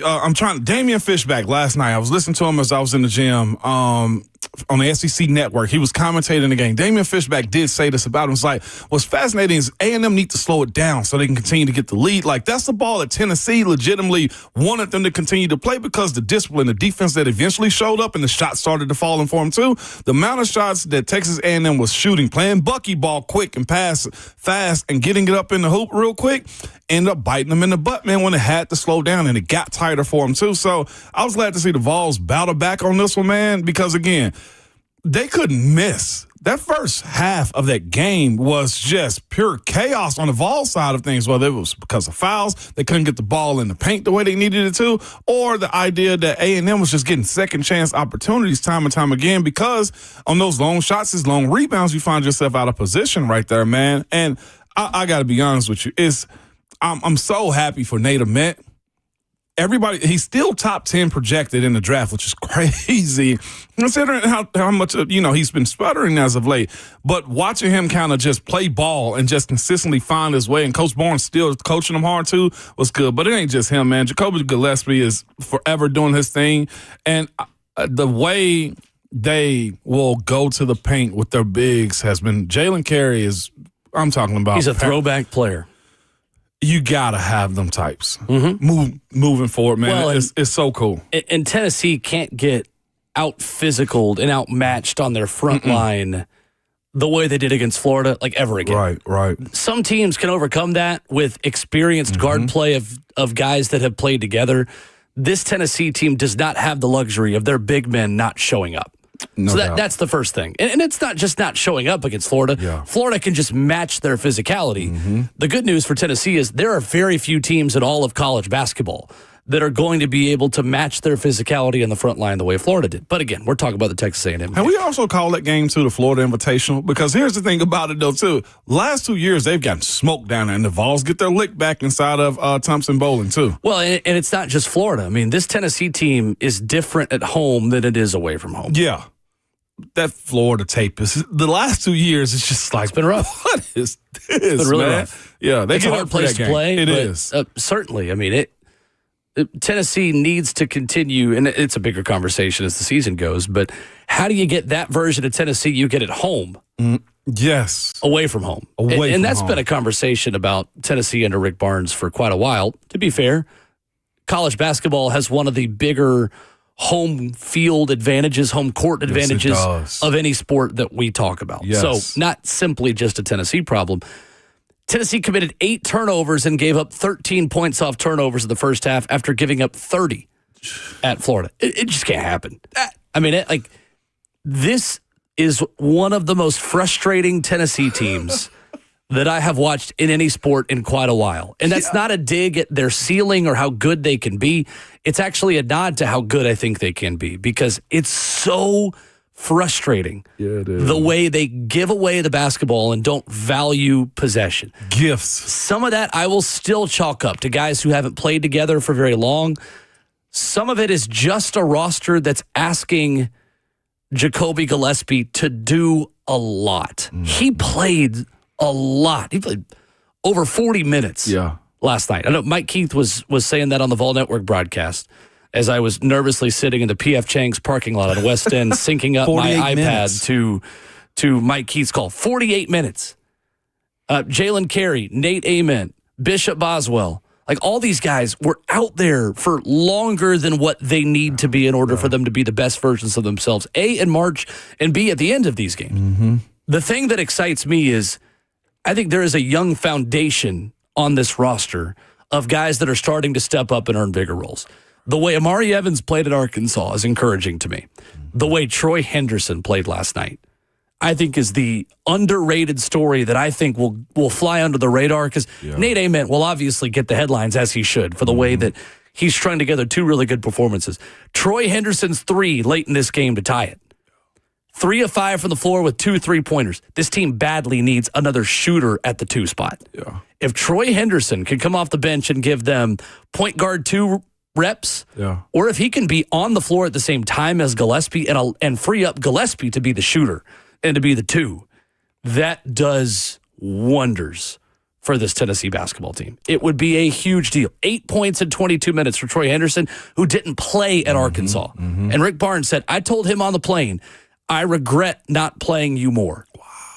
He's earning more of a look, and at this point, the way Ethan Berg has maybe not been the guy we hoped, the way that Amari Abrams has been fine, but not like, somebody's got to take that spot beyond just Bishop Boswell, who's been Jemai Mashak 2.0 almost. We need more. It looked like, at the 2 spot. To your point about Amari Abrams, like, he's been somewhat capped. Though I will say he's hesitant to shoot, which is his thing. Which is always a problem with Rick Barnes' offenses. I know, and it seems to me that he's been told, you need to do the small things first before I'm gonna allow you to shoot the way you can. So I think that's gonna ease up moving forward, though, Will. Watch, this will be the team right here because of all the talent that This they will be got. the one to make the Final Four. You know I ain't lying. The most frustrating one. I don't see it. I hope you're right. But the talent is, I see what you're saying, though, of like, watch, this, the one you don't expect to make the deep run will be the one to make the deep run. Because watch, now this will be the team that gets to play like an 8 seed in the Elite 8. Or like a 10 seed in the Sweet 16. Like, they'll get the easier matchups. Like, this isn't even the best team Tennessee's had the last 3 years. But you can't count them out because of, again, the Houston game still matters. That's still a really good Houston team. That's a win that's aged really well. The Texas win aged pretty dang well with what they did in Tuscaloosa over the weekend. There's a lot of basketball left to be played. March is still a month and a half away. This team makes me want to pull my hair out, but let's see what they can do down the stretch. 615-737-1045. We'll talk more about Mike Tomlin with Ramon Foster. How patient do you expect Mike to be for his next opportunity? Remembering and reflecting upon the 19-year coaching tenure of one of the best that Ramon Foster knows very well. We'll talk about it next.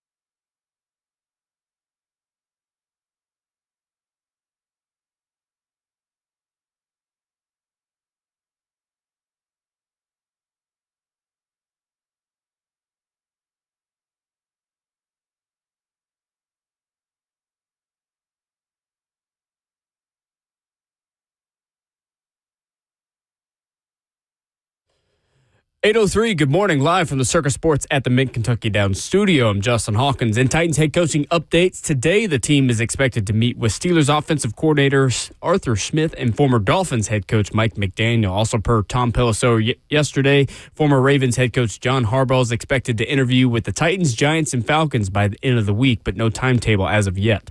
In the other NFL news, it's an end of an era in Pittsburgh after head coach Mike Tomlin announced he's stepping down after 19 seasons, which included 8 AFC North titles, a Super Bowl win, and never having a losing season. Elsewhere in the NFL, the Eagles are parting ways with offensive coordinator Kevin Patullo after one season, and Chargers fired their offensive coordinator Greg Roman and their O-line coach as well. To the ice, where the Nashville Predators continue their impressive run over the last couple of months. The Preds beat the Oilers 4-3 in overtime. Captain Roman Josi scored 2 goals, including the overtime winner. The Predators now just sit 1 point out of a playoff spot with 48 points on the season. And Tennessee basketball is back in the win column after they beat Texas A&M in 2 overtimes, 87-82 in Knoxville. Freshman Nate Amen had a game-high 23 points. For all your foundation repair and waterproofing needs, you got to go to USSTN.com. Breaking news at once on your home for the Titans and Vols. This is 104.5 The Zone.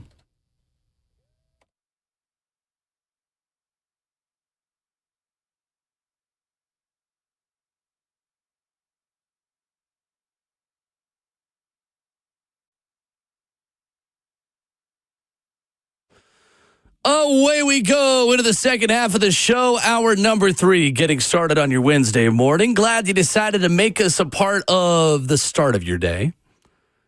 And hope you stick around. We're going to talk about John Harbaugh in 15 minutes. More of the Titans' pursuit of the name in the 2026 coaching carousel. I just saw where Kevin Stefanski is interviewed with the Miami Dolphins. Nice. That was just put out there by the Dolphins. Pretty reputable source, I'd say. Yeah, no doubt. He said reputable source. Yeah, I would expect coming source? from the team. Us, the Dolphins. We did it. These coaching searches, each and every last one of them, are so interesting to me because you mentioned Stefanski. We talk about Nagy. Heck, Harbaugh was fired, but immediately he becomes somebody else's best. They become somebody else's best option to be their head coach after getting fired. Yeah, it's just hiring somebody is unique, especially when it's public like this. Like dating somebody else that has flaws, like, okay, that's a private matter. Like you know, I don't know what somebody's history is, and you expect that person to be the best thing for you. But like in sports and watching people be coaches, you'll see somebody that's not, that good at their job and they still get interviews, or they were fired in a bad way and they get interviews and people and teams want them. Sure. I just, if we get an opportunity to speak to Borgonzi or Chad or whoever's making these type of decisions at some point in time, I might have to just ask somebody privately, why is that the case? Well, and to your point, I mean, the dating analogy is a surface level one, but an appropriate one, because beauty really is in the eye of the beholder in coaching in the same way as in relationships. To put it bluntly, a 10 is not a 10 to everyone. Mm-hmm. That's true. I won't go into the details of how we judge people and judge appearances on the surface level, but putting it as simply as we possibly can, a 10 to somebody looks different to somebody else. The Titans may be an 8 to Kevin Stefanski. Maybe they're a 9 to John Harbaugh.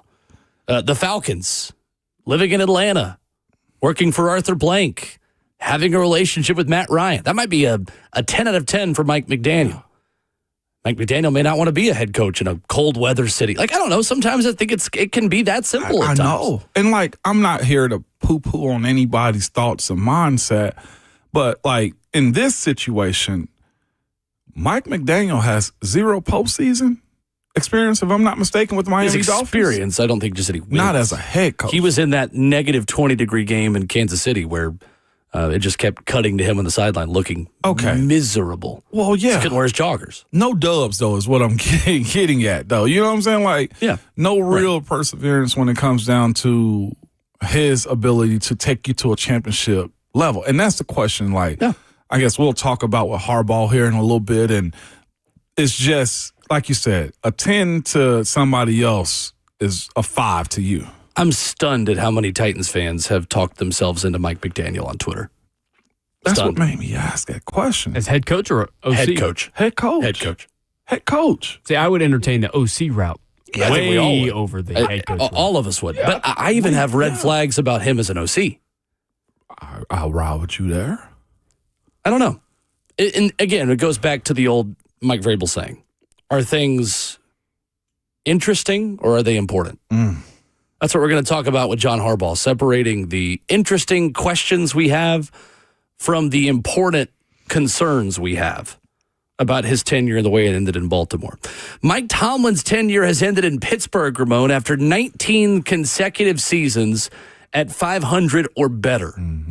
Despite winning a Super Bowl, 2 conference championships, and 7 division titles, Mike Tomlin's teams, though, win a cumulative 8-12 in postseason play.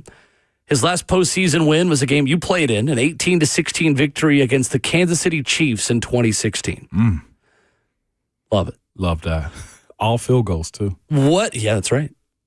What will you value the most about being coached by Mike Tomlin? What will you remember the most fondly about spending your entire 11-year career playing for now one of the most legendary coaches to ever do it in Pittsburgh?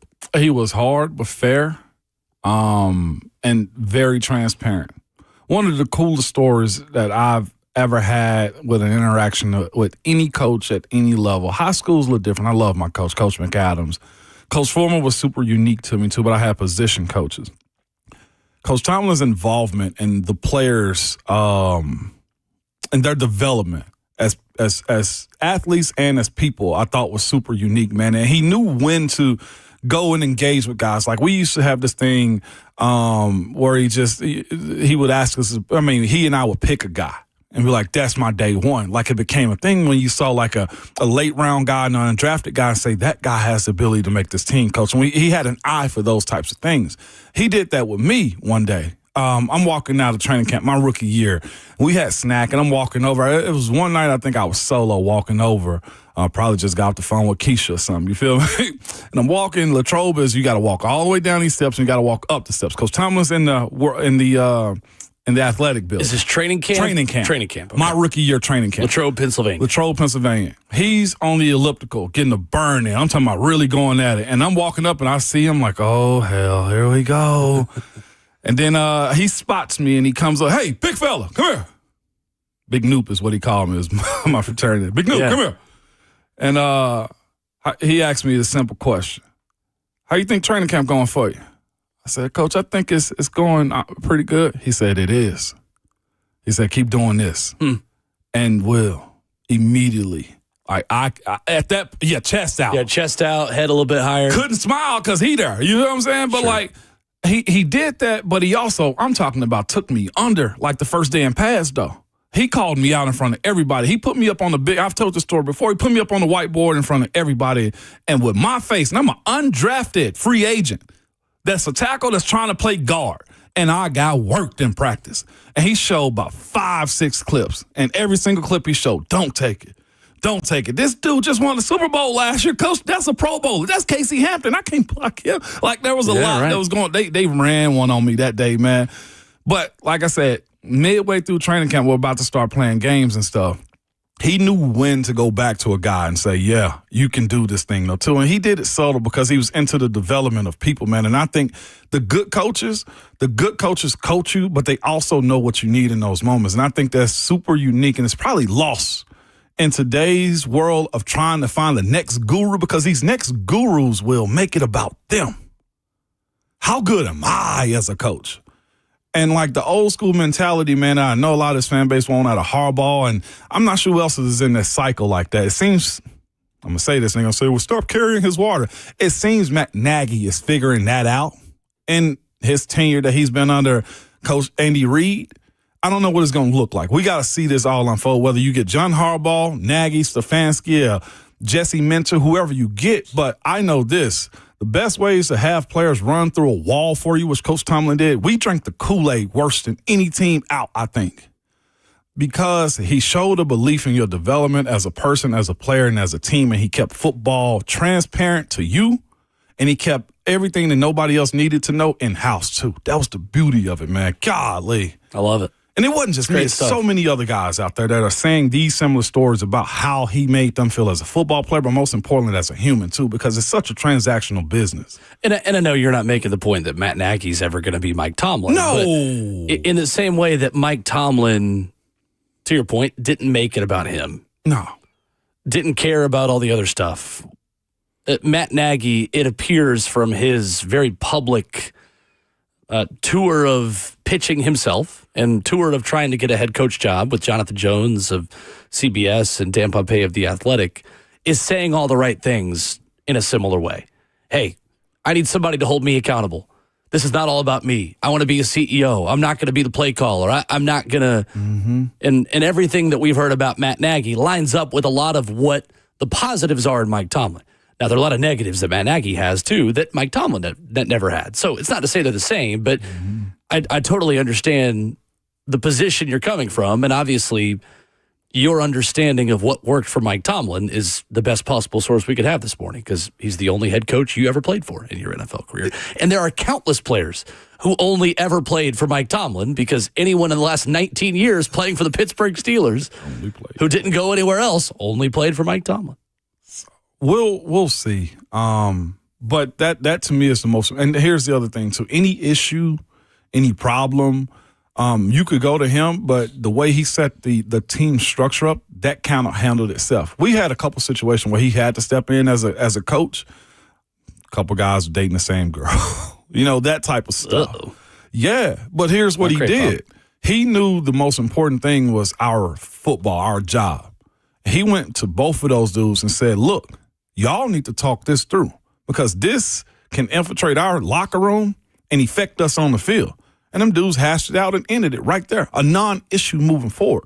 Like being human enough to say, we got bigger issues than y'all talking to the same girl pretty much in front of everybody. Like those are like the small little things that you have to do as a coach. That's why we're having this question, I guess, about Harbaugh moving forward is the people management side of it. Mm-hmm. That plays a huge part in it, too. Well, we know all the positives about John Harbaugh's tenure as the head coach of the Baltimore Ravens, and we have spent a ton of time hypothesizing and breaking down why this could work. There's not much we need to break down. It's pretty obvious why it would work. It's John Harbaugh. But what questions do you have? Maybe not red flags, but what concerns or questions would you need to have answered about the way the John Harbaugh tenure ended in Baltimore? We'll dive into that next.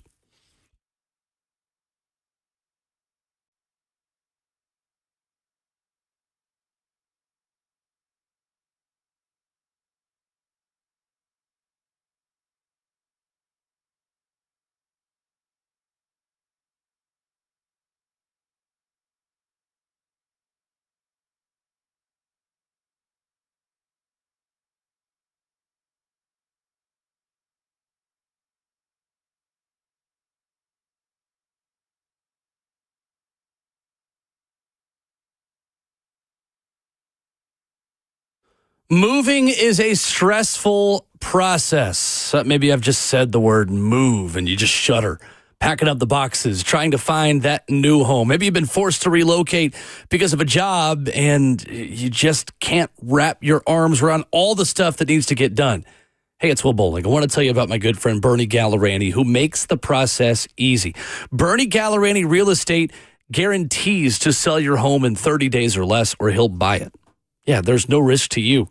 Bernie will let you out of the contract at any time because he is the real estate agent with the 30-day guarantee to sell your home.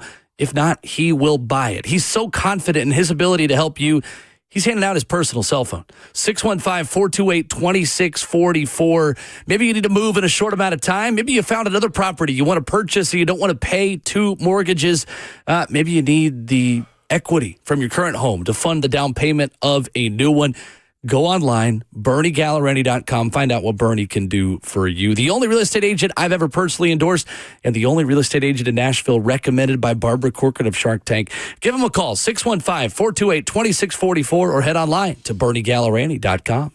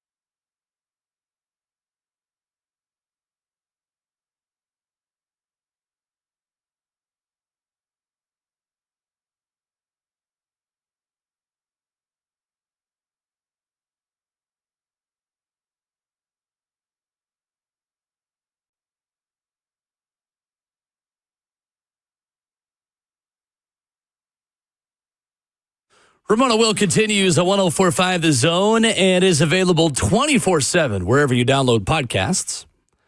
Apple Podcasts and Spotify, where we recommend you go to download every single hour and every interview we got.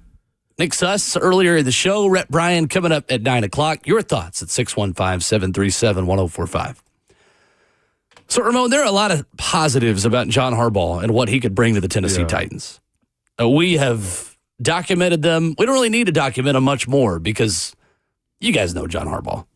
You know why he'd be good here. 3 losing seasons over 18 years in Baltimore, and 2 of those were 8-9, or 8 wins, just right on the cusp of winning seasons. You think if we did a poll about who you want Harbaugh as the number 1 on that poll, as if we don't even have to do it, who you want as the next Titans coach with his name included? I would be surprised to see anyone other than John Harbaugh be number 1. I mean, we can do that poll if you want to.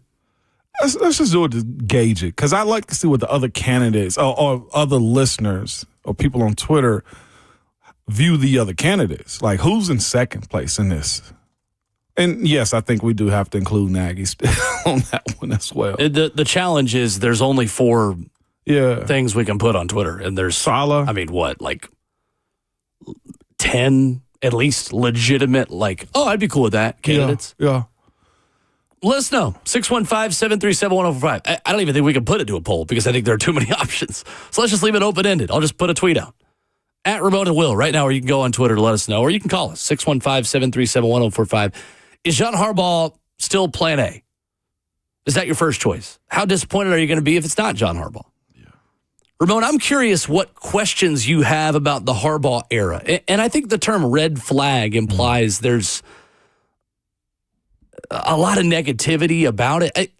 It's hard to be overly negative about John Harbaugh when you think about him wearing a Titans polo on the sideline.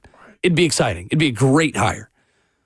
What concerns you, or what questions do you have, though, about the way things ended with him in Baltimore? His ability to pick the right staff for Lamar, his apparent relationship or fractured relationship with Lamar also in the end, because he's the most important piece in that equation. His inability to select a solid staff, whether he was hiring people that he only trusted in-house. Zach Orr being one of his former players, you bring him in. Like, Zach wasn't bad, but of course you look at those situations, kind of say to yourself, well, were there better options that you didn't explore out there? I think that's super fascinating in how he went about it. I heard as of late he has started to transition out of the hard-nosed, kick-you-in-the-face training camp. Well, their training camp, from my understanding, was one of I thought we had a hard one in Pittsburgh, where you tackle to the ground and every day you're in pads every single day. The old school approach, where you find teams like Seattle or LA Rams, whoever else, like they may do 2-on-1 off type of days where you take the pads off for every period isn't a hitting period. I heard he pulled back on that a little bit because guys were getting injured. His leadership council was speaking up about, Coach, you're beating us to hell every single day. Hey, if you want us to perform at a high level, then that. And then the biggest question of them all, whether true or not, because when you start to walk out the door, you get a lot of knives thrown at you. People backstab you. His ability to lose the locker room, I thought, was super fascinating. To even have that conversation be brought up is questionable as to why. Can he evolve with this younger group of players in the NFL too? Just because that came up, that concerns me. James chimes in on Twitter, says Mike McCarthy is his top choice. So there's one vote for somebody not named Harbaugh. Find that poll, man. We'll get your phone calls in a moment. I wanted to get into this piece from Brian Wacker of the Baltimore Sun. Oh, what a name. Inside what went wrong for the Ravens and why John Harbaugh was fired. There are questions that have got to be answered about what happened there. Maybe not big concerns, but this is why you interview coaches, to get answers on what went right, what went wrong at the end. Second longest tenured coach of the NFL behind Mike Tomlin, and the winningest coach in Baltimore history with 180 regular season wins, ranking 14th all-time out. The Baltimore Sun spoke to more than 10 sources with intimate knowledge of the team and organization who were granted, this is my nemesis word, anonymity. There we go. Anonymity. I knew what it was.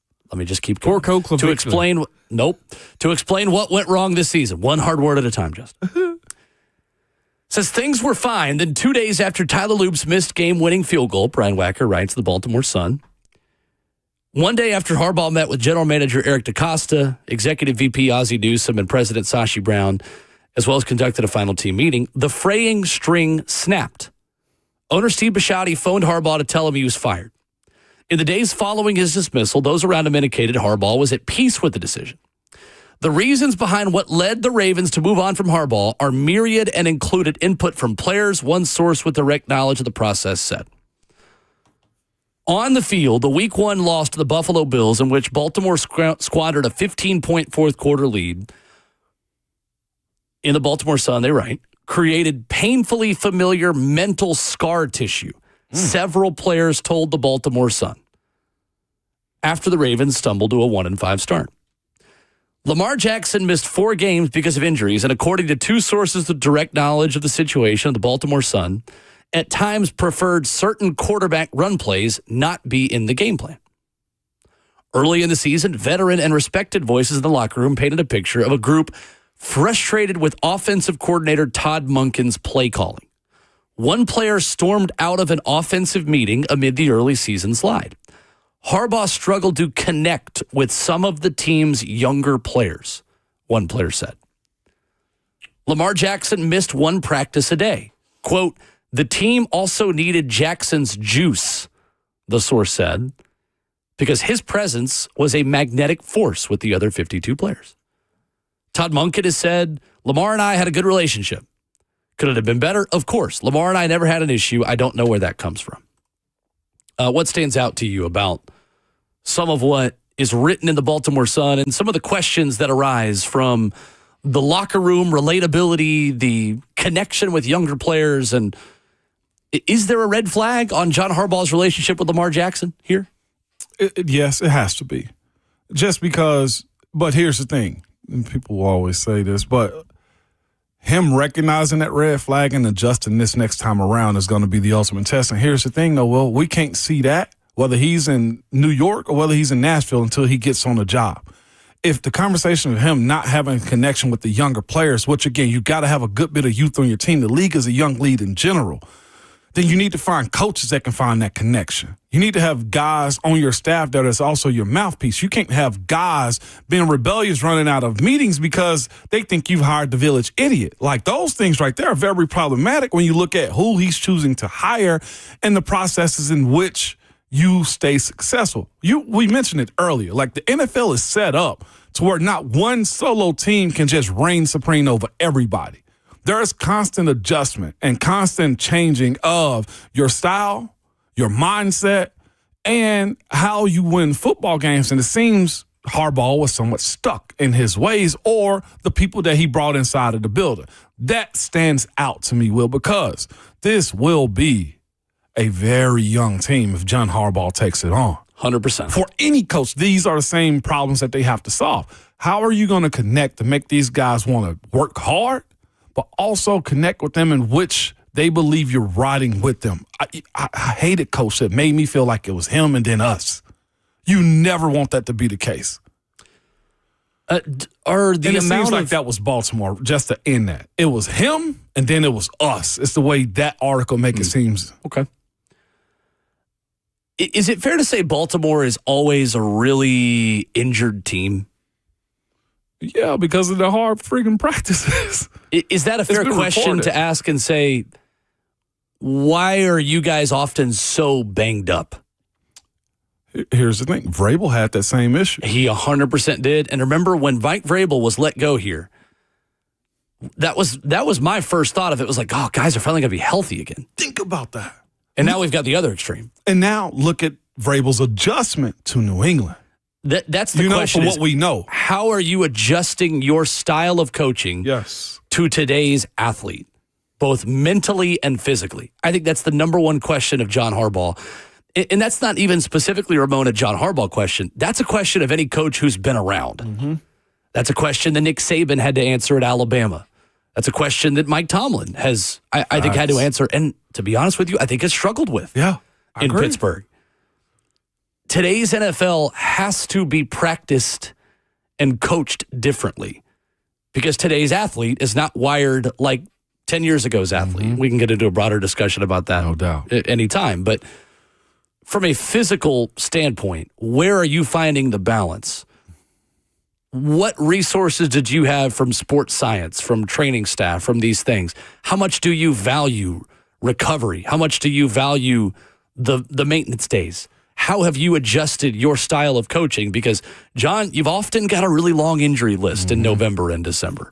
How are you managing that? I don't know. I don't know the answer to that. I do think it's a valid question that's got to be asked of him, though.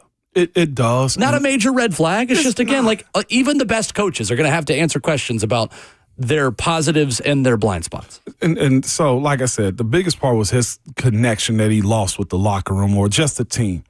That, to me, is what we know. And here's the other part of it, too. Nagy had the same issues. Nagy hadn't been in a position to where he can redeem himself. John Harbaugh's lived through the good, the great, and now the not so good in Baltimore. So we can speak openly about this one. Nagy's is 2020 is the last time he was in this position, and it got bad for him also. So It did. Stefanski, it got bad for him also. We're talking about Shador and Dylan Gabriel and everybody else involved in those conversations. Like, all these coaches have these flaws. I think the same thing goes for Mike McDaniel coming out of Miami. I think he was almost too loose, had no structure about what he was doing as a head coach. Does he overdo it if he becomes the head coach here in Nashville, Tennessee, too, for the Titans? Like, Saleh, I'll be honest with you, I thought he got punked with the Jets. I thought the group of guys that Aaron Rodgers was allowed to bring in, the amount of power that was stripped away from Robert Saleh, I don't think you got the opportunity to see him be the leader of that team the way he wants to be, the way he is of that San Francisco 49ers defense right now. So if he does get this Tennessee Titans job, Robert Saleh, how does he navigate this, having a younger quarterback and not a Hall of Famer that dismisses him when he walks off the field? How will he treat Cam in these moments? Will he treat him the way Aaron Rodgers treated him or the way Woody Johnson stripped him of his powers? Like, where's the balance for each one of these guys that are being put in this position moving forward? Sure. And Nick Suss said it earlier, whether it's Harbaugh, whether it's Nagy, the only way to see if this bridge is going to allow us to cross it is if you build it. Mm-hmm. And that's why the conversation of us carrying water for Nagy or whoever the case may be, that's come up, and I said I would address it. So I want to also. Yeah. My thing is this. The national reporters are the ones that are pushing Nagy towards the Titans more than anybody else. The same way that they're hopeful, those national reporters are also guided Giants, Falcons, and Titans. We're talking about the collection. In the same way John Eric Sullivan was pushed to be the Titans GM last year. Yes. So just because, again, and I know you agree with this, just because national reporters are saying it also doesn't mean it's going to happen. It just means it's a logical connection to make. Yes, it is. And here's the other part of it, too. With each one of these names that we think are serious about this job, we have to discuss them, is my point, too. I don't care, to be quite honest with you, who the next coach is going to be. Here's the point that I've made before about this topic. Well, if we believe that the football people are in charge moving forward for the Tennessee Titans, then it ain't about what we tell you or talk about. Do you trust Borgonzi and his decision if it is Nagy? That's the question. Because it very well might be, and most likely is. Chad's removed himself. Chad Brinker. Yeah. Mike, go do your thing. We got a comment on YouTube that says, trying to sell Nagy but hating on John Harbaugh. Who hated Selling us Nagy and trying to point out John Harbaugh flaws. What are we doing? Selling us Nagy because that's the plan. All right, I'm going to look into the camera here. F&M Bank Chat, 104.5 The Zone on YouTube. Just you and me talking. We're going to have a heart-to-heart. We're going to sit down on the bench. You can sit right here next to me. Here. Come on. Do it, Will. Do it. We are not selling you a bill of goods. No one called us from over there to say, hey, can you sell them on? We are asking the same questions that they are going to ask John Harbaugh. We're also asking a lot of the same questions that they're going to ask Matt Nagy. There is not a perfect candidate. There's not. I promise you. Okay? So, looking at someone's questions, we're not even framing it as red flags. Asking questions of John Harbaugh doesn't mean we are hating John Harbaugh. I'm going to say this as clearly as I can. John Harbaugh is the number one candidate for the Tennessee Titans head coaching job. I will parade in the streets if he is made the coach here. But there are still questions that he's got to answer. Because you know why? He just got fired. He didn't just get fired because they were tired of seeing him around and they didn't like it. Like, there are reasons why he got fired. John, why did you get fired, man? What didn't work? Tell me. That's all this is, okay? We've got to be able to talk about all facets of this. We do 20 hours of radio a week. We got plenty of time to look at this from all angles. No one is hating on anyone. All right, I'm done. So, and the reason Nagy comes up, too, just to back that up, Nagy is the conversation from people who report on the Titans. We cover. We don't report. I don't, at least. We cover the team. They want to go for experience. Yeah. Somebody that understands the job. The guys who have experience in this is Harbaugh, is Saleh, Mike McDaniel, is Nagy. It's Mike McCarthy, who I think is out. It's Jason Garrett. Kevin Stefanski.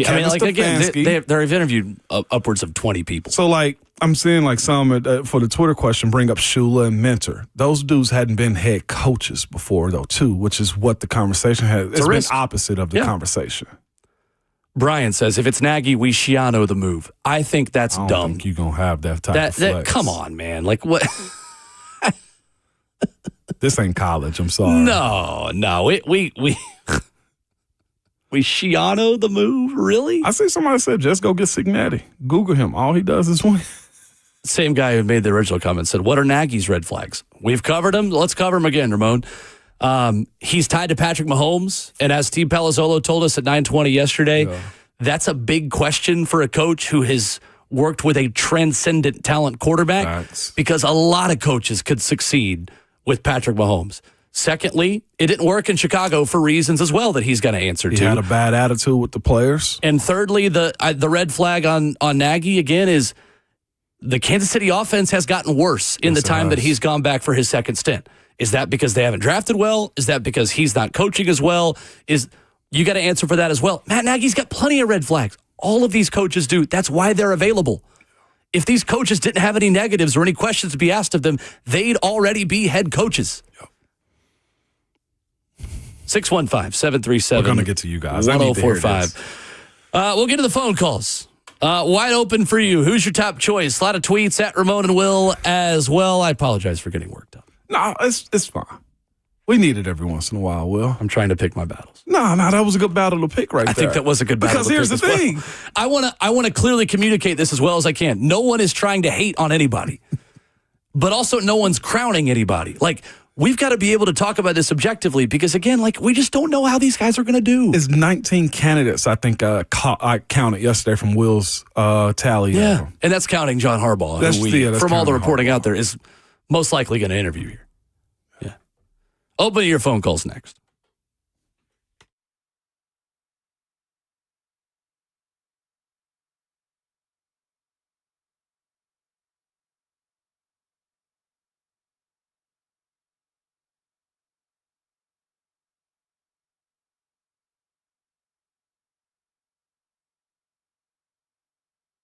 What comes to mind when you think of home? Maybe it's meals around the kitchen table, movie nights on the couch, or the feeling of walking through the door and knowing you're safe. Home is where life happens, man, and at the center of it all is your home's foundation. At USS, they understand how important that foundation is to your life and how much trust it takes when you need help protecting it. Now, January is wet month. It's crazy because it's raining right now, and they've already seen this. So when water starts showing up where it doesn't belong in your basement or crawl space, it can quickly become a serious problem. And figuring out where the water is coming from, that can be a nightmare.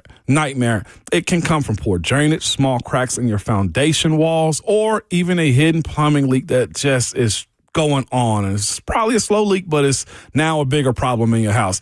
USS team of experts will find out why your basement or crawl space is wet, then create a customized plan to fix it the right way and with a lifetime warranty. At United Structural Systems, they're more than a team of problem solvers. Listen to me. They're your neighbors, and they care about their customers. Listen to me. Visit USSTN.com. That is USSTN.com, and make sure you tell them that Ramon sent you.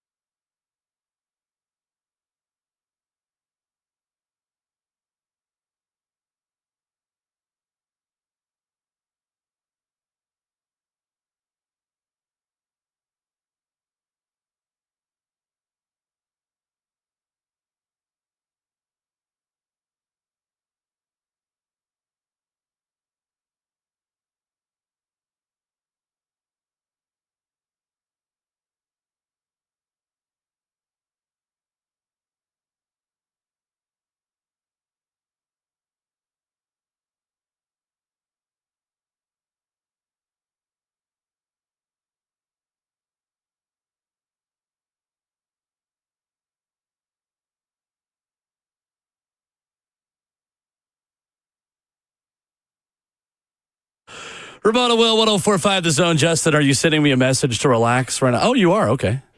Yeah, let's all just take a nice little chill pill. Let's relax. Let's enjoy the ride while we have it. Hey, look, at the end of the day, we are all just on a floating rock that's flying through space talking about a football. At thousands Talking of about miles football. per hour. Let's have fun while we do it. We got good problems, all right? Yeah, we do. We are passionate about our takes on here, and we love all of you that listen and interact. And I always have to, I feel like I don't know, maybe I come across mean talking about some of this. I promise you guys, I think you're mean, I enjoy. Turn it down a little bit, please. Thank you. Let him have a little right here. I enjoy doing this. I enjoy talking about football with you guys. And Julius Schaefer, our old producer, says I have RBF, resting bowling face. Ooh. And I maybe look passionate about having some of these conversations it takes. I love this. None of it's personal. It is all allowed. I will also say, really okay. just to add to it, like, from your perspective, I think it's different than probably almost anybody else here at the station except for you, Lucas. Well, except for Lucas and Zeph. What do you mean? Maybe Brent. Like, you legitimately grew up a Titans fan. I am a Titans fan, yeah. I have been my whole life. And like, at Hawk, too. There we go. Right. So I want what's best for the team, just like you guys do. And that's what I was going to say. We can disagree on how that's going to work, but, like, I promise you guys, like, I want what's best for the Titans. You want this team to win. I love the Titans. And I think that gets lost sometimes because the RBF. and I get it. Like, sometimes I look at the video stream, I'm like, oh, I look like I'm really angry. And I promise you, I'm not. I think people think I'm too nice, to be quite honest with you. I've got a little bit of jerk in me. But with that being said, though, man, the point is you want it to be successful no matter who it is. And right now, nobody knows, which is why we got phone lines lit up right now. Let's go to Terrell. Terrell, first up on Titans head coach. What's up, Terrell? Good morning. What's up, Terrell? Good morning. What's going on, Will? What's up, Ramon? I see Will getting a little spicy this morning. Need a little spice. Need a little kick, It happens Terrell. every now and then, Terrell. Terrell, need a little season. If you ain't sneezing, it ain't season, Terrell. Come on, man. I see you, Chef J. Boo. I know what you're talking about. But first of all, I wanted to say that the YouTube comment, I feel like it was kind of crazy just because I wouldn't necessarily call them red flags, just more areas of concern. But the mention of the article about Harbaugh kind of have that disconnect with the young players, that was kind of a concern for me also. And like you mentioned, there's a reason why these coaches are in this cycle now, right. One reason or another, whether it's front office ownership or whatever it may be. But going back to the question, Harbaugh is obviously my top choice. Mm-hmm. But outside of that, my other dream scenario would be Saleh head coach, Mike McDaniel OC. Mm-hmm. But once again, going back to the areas of concern, there's a reason I would want to ask Saleh obviously about the Jets stint, because me personally, I felt like it was more of an Aaron Rodgers show rather than anything else, because it just seemed like he was bringing his guys in, making everything fit for him, and the whole injury thing kind of derailed it all, and it was kind of messing with the scraps. But yeah, that's it's Harbaugh and then Saleh and McDaniel in the mix for me. Harbaugh, Saleh, McDaniel. I think it's fair. Thank you, Terrell. Appreciate that, Terrell. All good points. Noah's up next in Nashville. What's up, Noah? Morning, Noah. Morning. How you guys doing? Great. Good, you? Man. Good morning. Not too bad. So I wanted to touch on, kind of like you guys were just talking about the Matt Nagy situation. My biggest fear is not that Matt Nagy becomes the head coach of the Titans. My biggest fear is that Mike Bergonzi, who I think is a really good GM, he's hit on draft picks. I think he's very well respected around the league. My fear is that we pick him because maybe he is the best candidate. Maybe it's the best guy for the job. But my fear is that he comes in and it's a dumpster fire. Yeah. And then everybody in Nashville turns around and starts looking at Mike Bergonzi and saying, okay, well, are you just going to keep picking people that you've got past relationships with? And then they start calling for his head, and we end up in this same cycle every 3 years where it's a head coach, and then it's a GM, and then it's a head coach, and then it's a GM. Do you think that that's like a possibility of if he picks Matt Nagy, that's what could happen? And do you think he somewhat thinks about that? Oh, yeah. Thank you, Noah. Absolutely. I'll say this real quick, as we are loaded right now. When I coach my kids, I didn't play my kids more minutes than everybody else because I never want to be perceived by saying, oh, that's just the coach's son. Like, I'm sure Bergonzi is going to feel that. Yeah, recent history is relevant until it's ancient history. Yeah. On the turnover within this organization, and they can say all the right things about patience and giving this new structure and a new head coach time. They've got to go then do it. Yeah. And I think they have every intention of doing that. But again, and Mike Bergonzi knows it. Like, he understands the front office has got to earn trust back with you guys and with the fan base. They are working to earn your trust back. I think they're honest about what's happened and the situation they're in. So, yeah, I do think that's a concern, 100%. I think it's fair for you to feel that way. Let's go to Ali in New York. Ali's called in a couple times. We've got to move on, and Ali's got a busy schedule. Sometimes can't sit on hold for very long. We'll let you get in here, Ali. Final call of the hour. What's up, man? What up, Ali? What's up, guys? First of all, Will Bowling is the only one that's one of us on that radio station. So he's a true Titans fan. Not the only. I will die for that guy. Thank you, Ali. Appreciate the All right. Appreciate. So when it comes to Harbaugh, Harbaugh, I mean, that would be the biggest middle finger to the Ravens organization if we get their coach and he turns this team around where we're back to being a Super Bowl contender. I mean, his track record speaks for itself. So, I mean, Harbaugh definitely should be the number one guy. And when I find out when he's going to be at the New York Giants facility for an interview, I will be outside the facility with a Titans flag waiting on him. Tell him where he actually needs to go. I believe you. Send pictures and tag us in the tweet if you don't belong here. Yeah, I 100% will be yelling at you belong in Nashville, not New York City, New Jersey. So I will 100% be doing that. But at the end of the day, if we don't get him but get Mike McDaniel, I'll still be excited. Mike McDaniel's offense with Cam Ward, that's going to be super exciting to see. As head coach or OC, Ellie? As head coach. I'll take him as head coach. Okay. All right. Yeah. All right. Thank you, Ollie. Appreciate the time. I'm shocked at the grace that McDaniel's getting.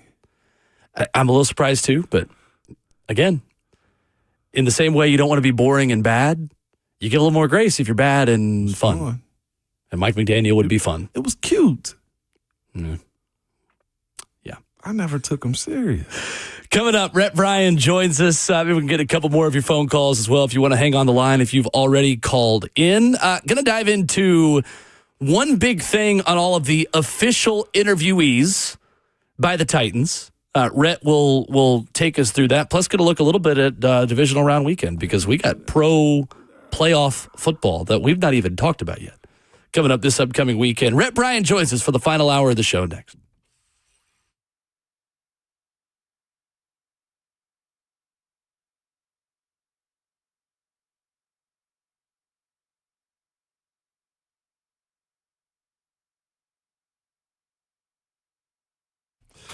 It's Ramon Foster for Hiller Plumbing, Heating, Cooling, and Electrical. Man, nobody wants to deal with a plumbing, HVAC, or any electrical emergency at all. None of those things, man.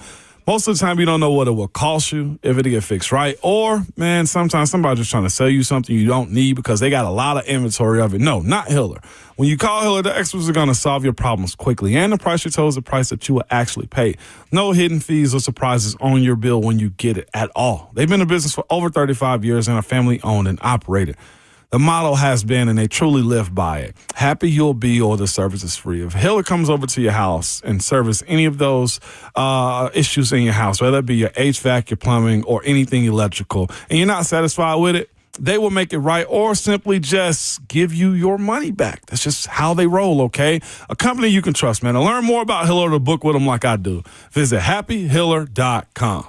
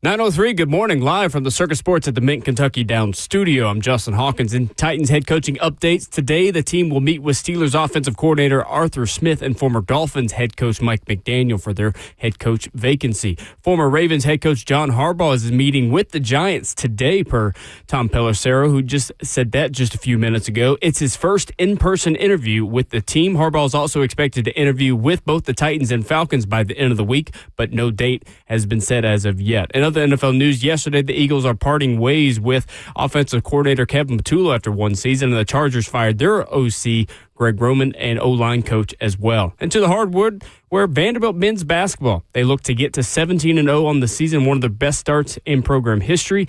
They are in Austin taking on Texas with an 8 p.m. tip-off on ESPN2. For all your foundation repair and waterproofing needs, you got to go to USSTN.com. Breaking news at once on your home for the Titans and Vols. This is 104.5 The Zone.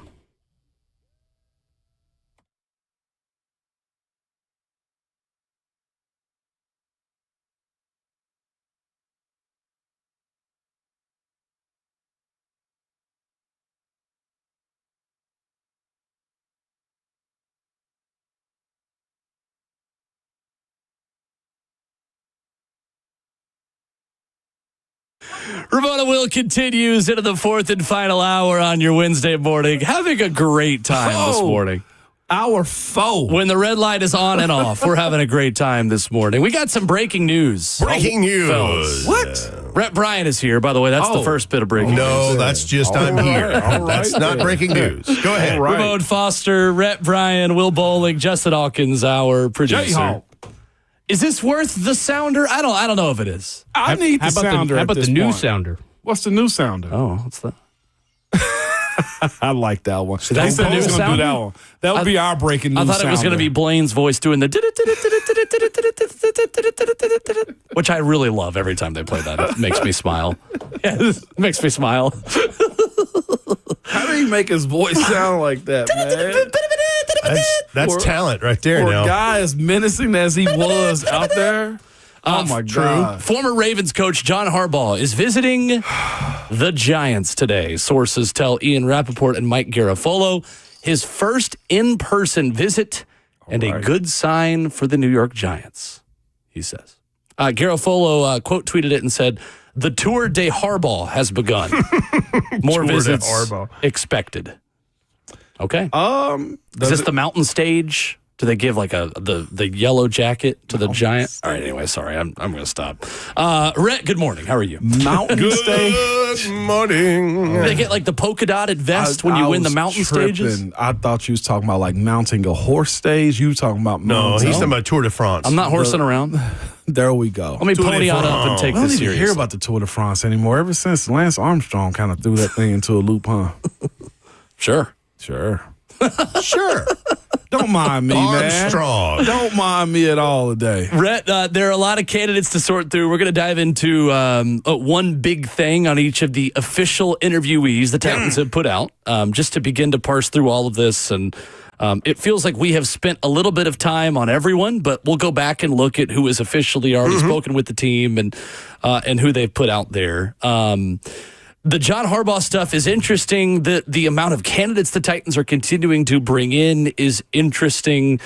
Rhett, there is quite a recruitment going on for John Harbaugh, and we live in a world where Zach Taylor is the only head coach of the AFC North who will go from a 2025 sideline to a 2026 one. I know we're going to talk about divisional round of the playoffs. Think about this.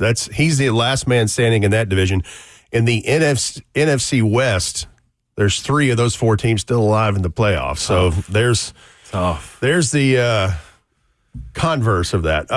So I got to thinking about, with all that the team has made official and then all the national pundits reporting who have either on a slate to interview, have interviewed by either Zoom or in person, this is the widest net they've ever casted in Titans history, by far. I went back and looked at the 2018 head coaching search, and it was Mike Vrabel, and it was Steve Wilkes, and it was Matt LaFleur. Matt LaFleur became the OC. Mike Vrabel became the HC. The one prior to that which was when Mike Mularkey was the interim. They took that label off and made him the permanent head coach. But also Doug Marrone, who was the assistant head coach and offensive line coach with Jacksonville at that point. Terrell Austin, he was the Lions defensive coordinator at that point. He's currently the Steelers of the DC of the Steelers. And Ray Horton, the defensive coordinator for the Titans at the time. I ran into Ray Horton too, man. Ray Horton, here's a who. He was a DB coach. He was a DB coach in Pittsburgh. Who's on first? My rookie year. And then prior to that was the search that ended up being Ken Wisenhunt. But it was Mike Zimmer, the defensive coordinator of the Bengals at the time, Jim Caldwell, the offensive coordinator of the Baltimore Ravens at the time, and the OC of the Washington Redskins, Jay Gruden. Wow. And then you go back to a guy that eventually was your offensive line coach for a year or two in Pittsburgh.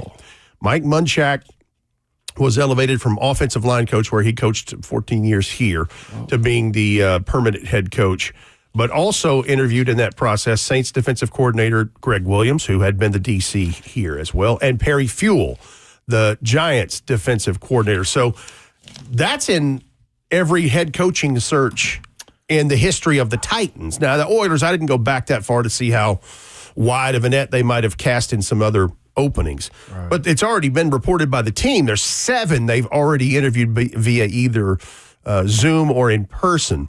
And then I would imagine that number would grow exponentially if they confirm what has been reported by the Tom Pelisseros and Schefters and Rappaports of the world. Sure. I'm reminded, though, that the real number in this is how many of those end up being in person. Because of technology, you're able to knock out, I mean, what is it, 3 hours per candidate you can do? Yep. You could literally do 3 of those in a day.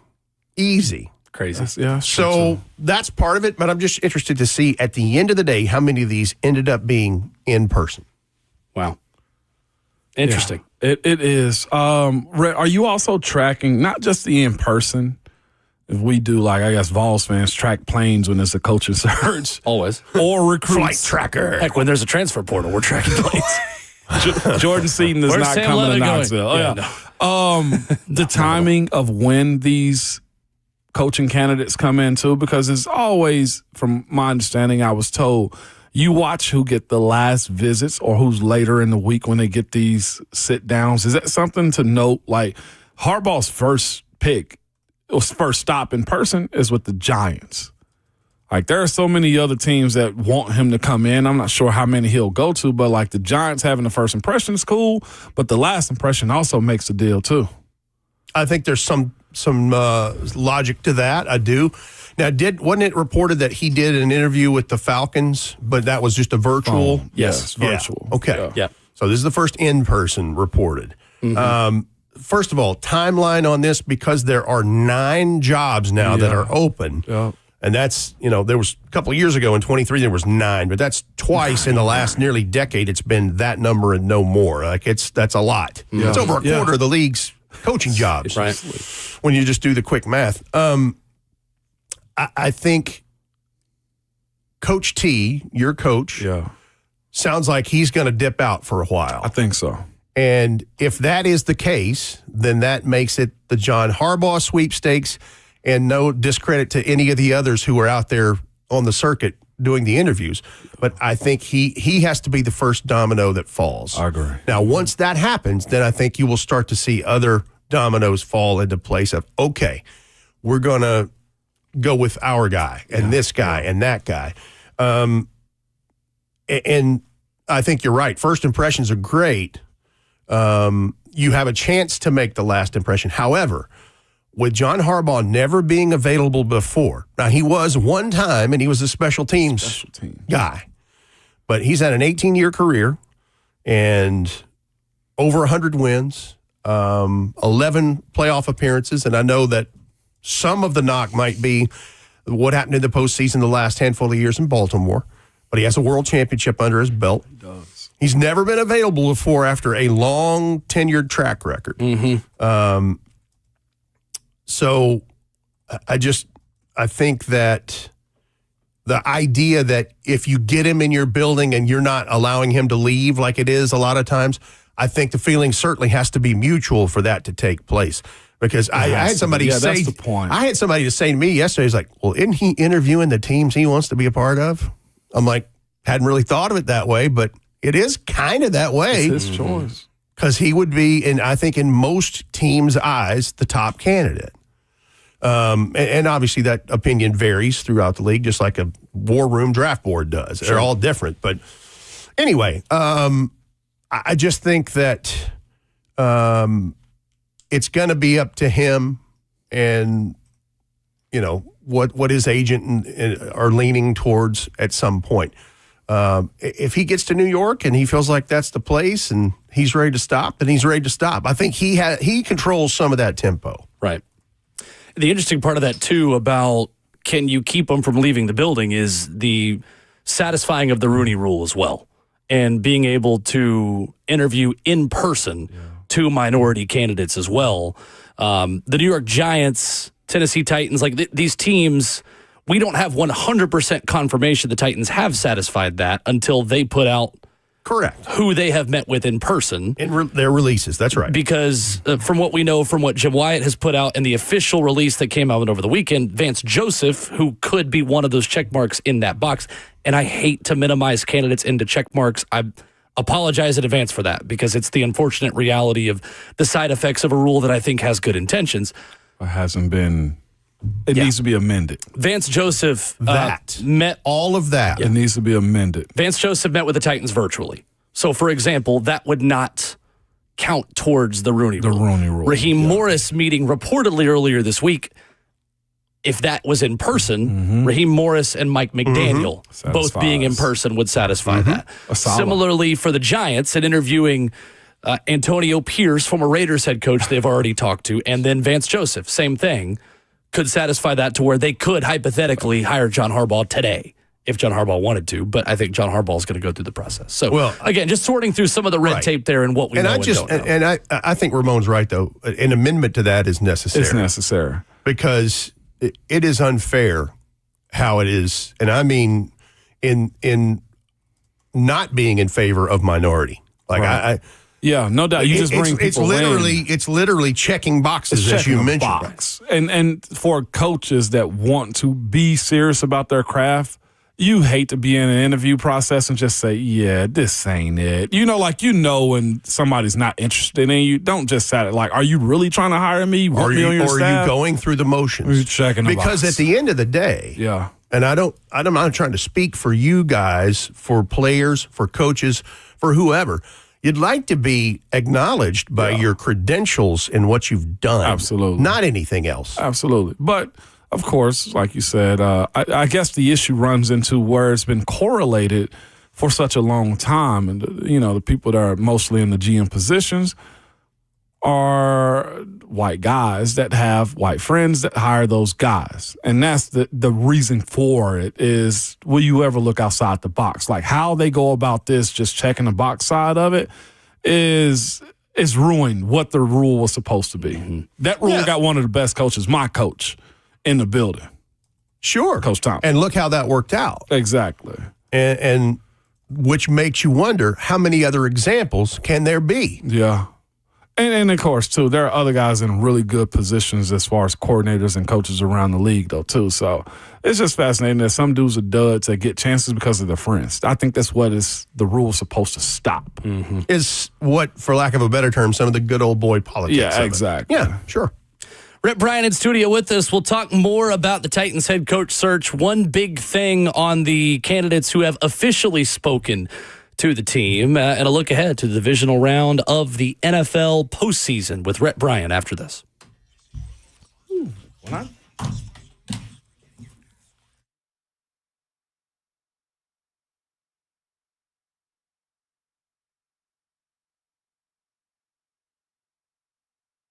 What's up? It's Will Bowling here for my friends at Brentwood Hearing Center. Hey, maybe over the holiday season, you had to have some tough conversations. Maybe you were the recipient of it. Maybe you were talking to a family member. Hey, you just can't hear as well as you used to. And I get it. It happens. We all maybe are thinking about that one member of our family we just saw over the holidays, I'm here to tell you Brentwood Hearing Center can help. They have got the best technology on the market, and they have a plan. Doctors of audiology who are going to sit down with you, understand the environments, the situations where you are having the most trouble hearing, and a plan and the right technology to help your needs. Brentwood Hearing Center understands there's no cookie cutter approach to better hearing. They want to understand what you need and get you the best technology for your specific hearing challenges. You can give them a call at 615-377-0420 or visit them online at BrentwoodHearingCenter.com. Conveniently located right at the Brentwood Old Hickory exit off of I-65. Check them out. BrentwoodHearingCenter.com or call them 615-377-0420. Brentwood Hearing Center. Better hearing, better life.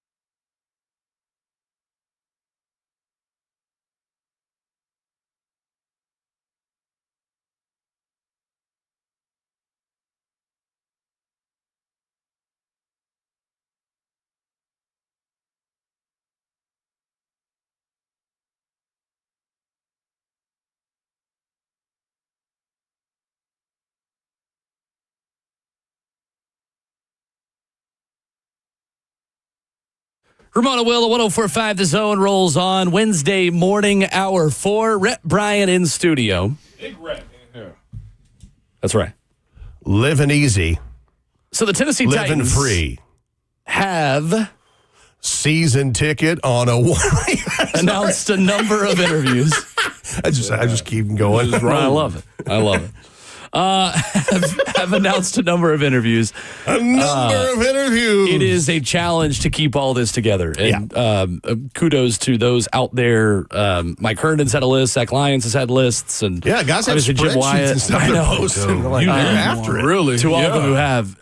To our last point, just to wrap a bow on it, the Titans after today, if the reports are correct about Raheem Morris meeting in person earlier this week and Mike McDaniel meeting with the team today in person, the Titans will have satisfied the Rooney Rule after today, if those reports are correct, with 2 in-person meetings with minority candidates. So just to wrap a bow on that and get the housekeeping part of it, Zach Lyons has been on top of that on his Twitter, and he is correct based on what's been reported out there. There you go. Jim Wyatt has put out over the weekend, Rhett, the candidates who have officially spoken with the team. I wanted to start here and just kind of hit a bullet point on each of them to understand who is being brought in. Again, the fact that some of these names may be brought in as coordinators, quarterbacks coach, safeties coach, off-field assistants, you name it, head coach could be one of these names we'll mention. Those names are Lou Anarumo, Colts defensive coordinator on Zoom, Jason Garrett, former Cowboys head coach in person, Vance Joseph, Broncos defensive coordinator, Zoom. Mike McCoy, Titans interim head coach, in person. Matt Nagy, Chiefs offensive coordinator, Zoom. Steve Spagnuolo, Chiefs defensive coordinator, Zoom. Kevin Stefanski, former Browns head coach, in person. That is what the team has officially published. There are more that we'll get to. That's where we want to start this morning. Yeah, I mean, we could talk about whatever until the team makes it official. I don't know, I'm not much on speculating on that stuff just because it's not official. And there's so many candidates, I think it's helpful just to balance it out and piece it all together and go 7 at a time. So these are the 7 that we'll start with. I mean, honestly, 7 at a time. And that's no dig at them for talking. What's the number now between reported and what the Titans have made official? 18. Wow. And that is not counting John Harbaugh, who everyone is reporting out there is expected to meet with the Titans. It just hasn't been officially scheduled and requested yet. Serious, right? All right, so here's what I did. We talked about this in preparation. I took it a different direction. I asked, because we have Microsoft Office and we have Copilot, AI. Okay. I asked each one of them to give me one big thing and the biggest criticism of each of the 7 candidates. I like that. Yeah, I just went a different direction here. I like it. Look at you using Copilot. I've been hesitant to jump into Copilot. It's like, never mind. Copilot's cool. It's cool. You're the full now, pilot. let me say this. That's what I'm saying. You have to vet what, because sometimes it will pull from things. You still have to do your due diligence. Still got to look. Yeah. Okay. But for a bullet point, I would think we're probably all right. Okay. Lou Anarumo, defensive coordinator, Bengals, mastermind, playoff pedigree, 37 years experience. The knock, no head coaching experience. Defensive-only background in an offense-driven league is what it said. Jason Garrett, former Cowboys quarterback, quarterback and coach. Yeah, right. Yeah. Proven leader, 85 wins, 3 division titles in Dallas. Conservative, outdated offensive approach, struggle to maximize talent is what Copilot said. Vance Joseph, D coordinator, Denver. Built elite defense in Denver, top 3 in points, number 1 in sacks. Poor head coaching record, 11-21. Questions about leadership and game management. And I think that's all the stuff it pulls from his previous articles and previous seasons. No doubt. Mike McCoy, experienced offensive mind, prior head coaching experience, 2-9 interim stint with Titans, perceived as uninspiring and behind modern trends. And again, this is just stuff that Copilot brought up in this. Sure. Who was that again? Mike McCoy. Mike McCoy. Yeah. Matt Nagy, offensive coordinator, Kansas City. Tied to Kansas City's championship culture, coach of the year winner. Chicago offense regressed after early success relying on Andy Reid's system. And some of these may be fair or unfair. Like it's pulling from all the things it can pull from previous articles and things it finds online. Steve Spagnuolo's historic defensive coordinator, 4 Super Bowl wins, age 66, 11-41. head coaching record, concerns about adapting to today's game. I don't know that I would agree with that, just because if you get a good OC, you can take care of that part. 100%. Kevin Stefanski, 2-time Coach of the Year, revitalized Cleveland football, inconsistent results, late season collapses, and offensive stagnation. Some of that ain't his fault on that. I mean, after all, it's Cleveland. Seriously. Jim Wyatt, in his release, he put out at TennesseeTitans.com. I thought this was an interesting nugget on Kevin Stefanski, whom Ramon and I are on the record of being supporters of. From 2020 to 2023, Kevin Stefanski led the Browns to 2 playoff appearances and the highest winning percentage at .552 for the Cleveland Browns over a 4-year stretch since 1986 to 89. There you go. Kevin Stefanski. And that's in the midst of the worst trade in NFL history. Yeah. I mean, honestly, like which is still sitting there. Which is Deshaun Watson, of course. Deshaun Watson, who they can't cut still. So whoever, they could. They could. That's a heck of a bill to get out pay. The scissors from the kitchen drawer. Okay. This is dadjoke.com. I'm the dad here. No, Rex. Yeah, that's true. Here. Like, what are we doing? Justin Soon. That's right. So, right, in that each coach has its flaws is kind of what I'm hearing. Absolutely. There are no perfect coaching candidates, and there are no imperfect ones. And here's the thing, though, too. Like, just looking at Ben Johnson's just just the way he's taken off, right, as a head coach. Like, here's the thing. Double down on it with the vitriol. Oh, yeah, I love the hate. After beating but here's the other thing. The Packers. That has to happen for him to be just fully, solidified as being a real good head coach. He going to have to do it again. Mm-hmm. Like, that's the other part of it, though, too. Like, year one doesn't define you as a coach, but, like, consistently being good and better and best and pushing it to the, the limit every single time. Like, I'm looking at that's their motto right there. I'm going to stop. I'm just looking at a retread guy right now in Dan Quinn. Dan Quinn and Jaden Daniels set the league on fire last year. Mm-hmm. Nowhere near the playoffs this year. Fired his offensive coordinator while they departed each other. Like, the sustainability of what you're looking for has to be evaluated also in this process. Essentially what I'm getting at. Whether it's Harbaugh that's got to fix some stuff, whether it's Nagy, whether it's Stefanski, whether it's McDaniel, there has to be a pathway into how you're going to get better, which is why I think we are evaluating each and every single one of these guys with the idea that, look, if you do hire them, the projection is they should be better than they were. Let's take it a step further, because when you're thinking about the head coaching process in terms of what is attractive about the Tennessee Titans, you're talking about a place that no state income tax. That's a consideration. Very much. You're talking about a new building, state of the art, in 2 years, less than 2 years now.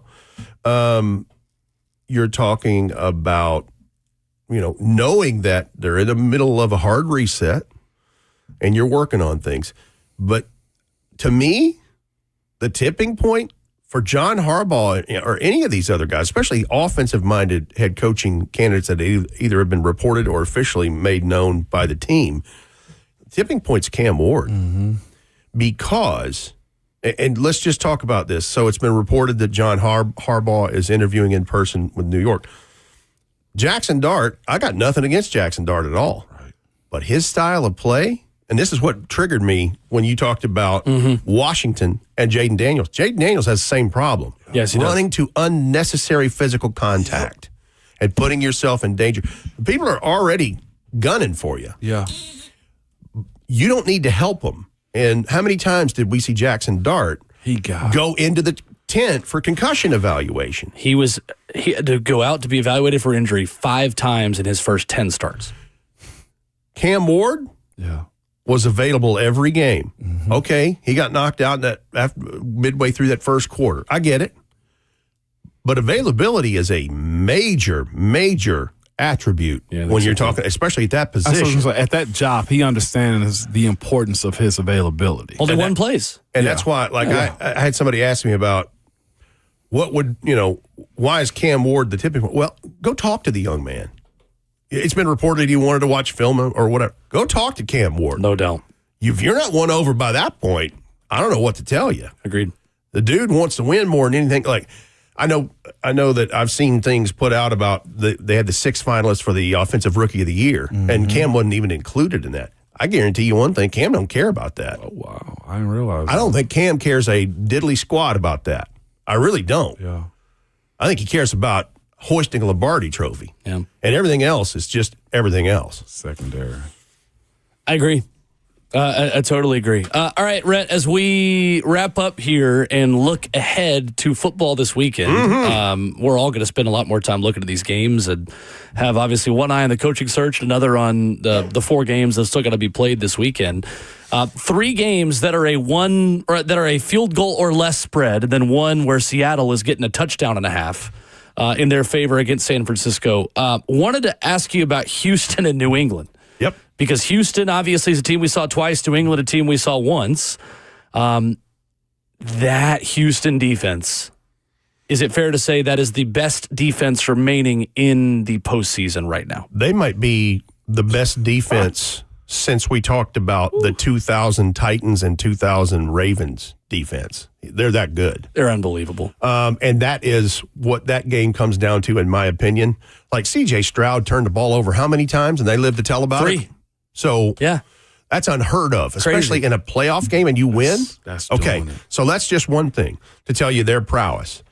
This game comes down to Drake May because they've got special teams. The Patriots do. Marcus Jones has track speed. He's their Chim DK. He can handle that. Their defense can handle their business at all 3 levels. Embarrass you. It comes down to Drake May because Ramondre Stevenson and Travion Henderson can run the football. Their biggest question on defense right now is whether Christian Gonzalez clears concussion protocol. But how many times did that Chargers defense sack Drake May the other day? 5. Okay. That was the Chargers. No slight. That's Tuli Tuipulotu, and that's Tier Tart, and those guys. Yep. Right. But we're talking about Will Anderson and Daniil Hunter and Henry To'o. Like, just start going down the list. It's down to Drake May in that game, in my opinion. I think so, too. And I think, Rhett, it's his ability with his legs to neutralize what is an elite Houston pass rush. And Ramondre Stevenson. Right. And Travion Henderson is the dump down option. Establishing the run game is huge in That's what I thought Pittsburgh would do, and their interior defensive lineman was not allowing the run game. And I think, too, it's kind of similar going to a college discussion that we had about Ole Miss and Miami. Like, was Trinidad Chambliss going to be able to neutralize the advantage Miami has in the pass rush with Akeem Mesidor and Reuben Bain Jr.? Ultimately, the answer was no. He couldn't do enough cooking off schedule to scramble around and make plays. Houston, that is the one weakness that I can find in them statistically. They are 32nd in the NFL in QB scrambles allowed in terms of the yardage they're giving up, and that's Drake May's MO. And Drake May in one sample size, sacked 5 times, had a turnover, lived to tell about it, and here we go. And that's because of those things, using the wheels. 100%. These other games are very intriguing. Same thing with Buffalo and Denver. It's what Josh Allen does or doesn't do. And he's banged up. The finger, the knee, the ankle. Superman. They got after all him. of that stuff. Jacksonville. And for Denver, it's the same question as it is with New England. We know Denver has defense. We know Denver has special teams. It's Bo Nix. Is it Bo Nix? What does Bo Nix do? And they won 11 one-score games this year. There we Denver go. Broncos. Fragile. So many teams go one and done in the postseason when they're that good in one-score games. San Francisco going to Lumen Field to take on the Seattle Seahawks. It's the health of the 49ers in this. It's the rematch of Week 18, too, isn't it? Right. Yeah. Will they have Ricky Pearsall? Will they have Fred Warner, who has entered the return to protocol now? Which that's what that sounds like. Jair Brown, their safety, has a hammy. George Kittle's on IR now. It's the Christian McCaffrey and Brock Purdy show. That's what that is. Because the Seahawks, that place, it's loud. It's ridiculous. What were you going to say? No, I was just going to say about the 49ers injuries. You seen that report about this magnetic building right next to their facility? Yeah. that may be 100% causing their injuries that they're having? Wild. I don't know if there's anything to it, Yeah. but like there's a guy, one of those like blue checkmark doctors on Twitter that's like, there's electromagnetic checkmark fields doctors. that could impact joints and like muscles and all these things. And Yeah. I don't know. I mean, they're the most injured team of the NFL every single year. Literally By the way, every single year. One thing I failed to mention when we're talking about the Patriots and Texans at Gillette Field, Patriots just picked up Darrell Taylor off of the Saw waiver wire that. to add to their That's such a Patriots thing. to add to their practice squad. Look for that. WG, and then the last WTFA. of these 4 games is the Rams at the Bears. And Matthew Stafford, that injured finger on his throwing hand, that may be a factor in this. We'll see about that. They didn't have Jordan Whittington. They didn't have Terrence Ferguson, their tight end. They didn't have Kevin Dotson on the O-line. We'll see if any of those guys return. The Bears have their own woes. TJ Edwards, air cast on his left leg, carted off, probably IR, right? Their left tackle, Ozzie Trapillo, patella tendon injury there. Don't know what that's going to look like for him. I'm very interested to see what that ends up being like, because we know they can run the ball with Swift and Monongai. Absolutely. Caleb Williams in a sample size has shown he can elevate and move forward too. All of these games are going to be very entertaining in my opinion. He can't wait to jumpstart himself in the second half, though.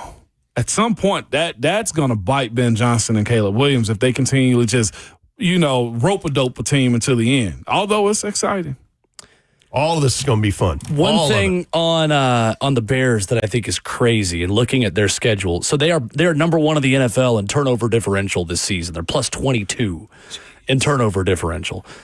They have forced a turnover in every game but 3 all season. They were 0-2 in those games until Saturday night. That was the 3rd time all year playing the Packers where they did not force a turnover, but it was the first time they won. Week 2 against the Lions, they didn't force a turnover. They got beat 52-21. Week 8 against the Ravens, they didn't force a turnover. They lost 30-16. Then wild card round, they don't force a turnover. They beat the Packers 31-27. All right.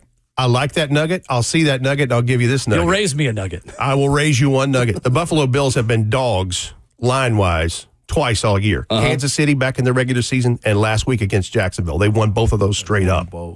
They're a dog again this week. I like it. Pretty wild. Rhett Bryan joins us Wednesdays at 9. Thank you, Rhett. Good to see you. Thank you all. We'll get to your final phone calls.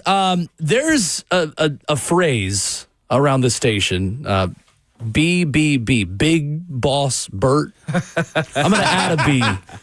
Baltimore Big Boss Bert is going to stop by and give Ramon his thoughts on the Steelers coaching search coming up next.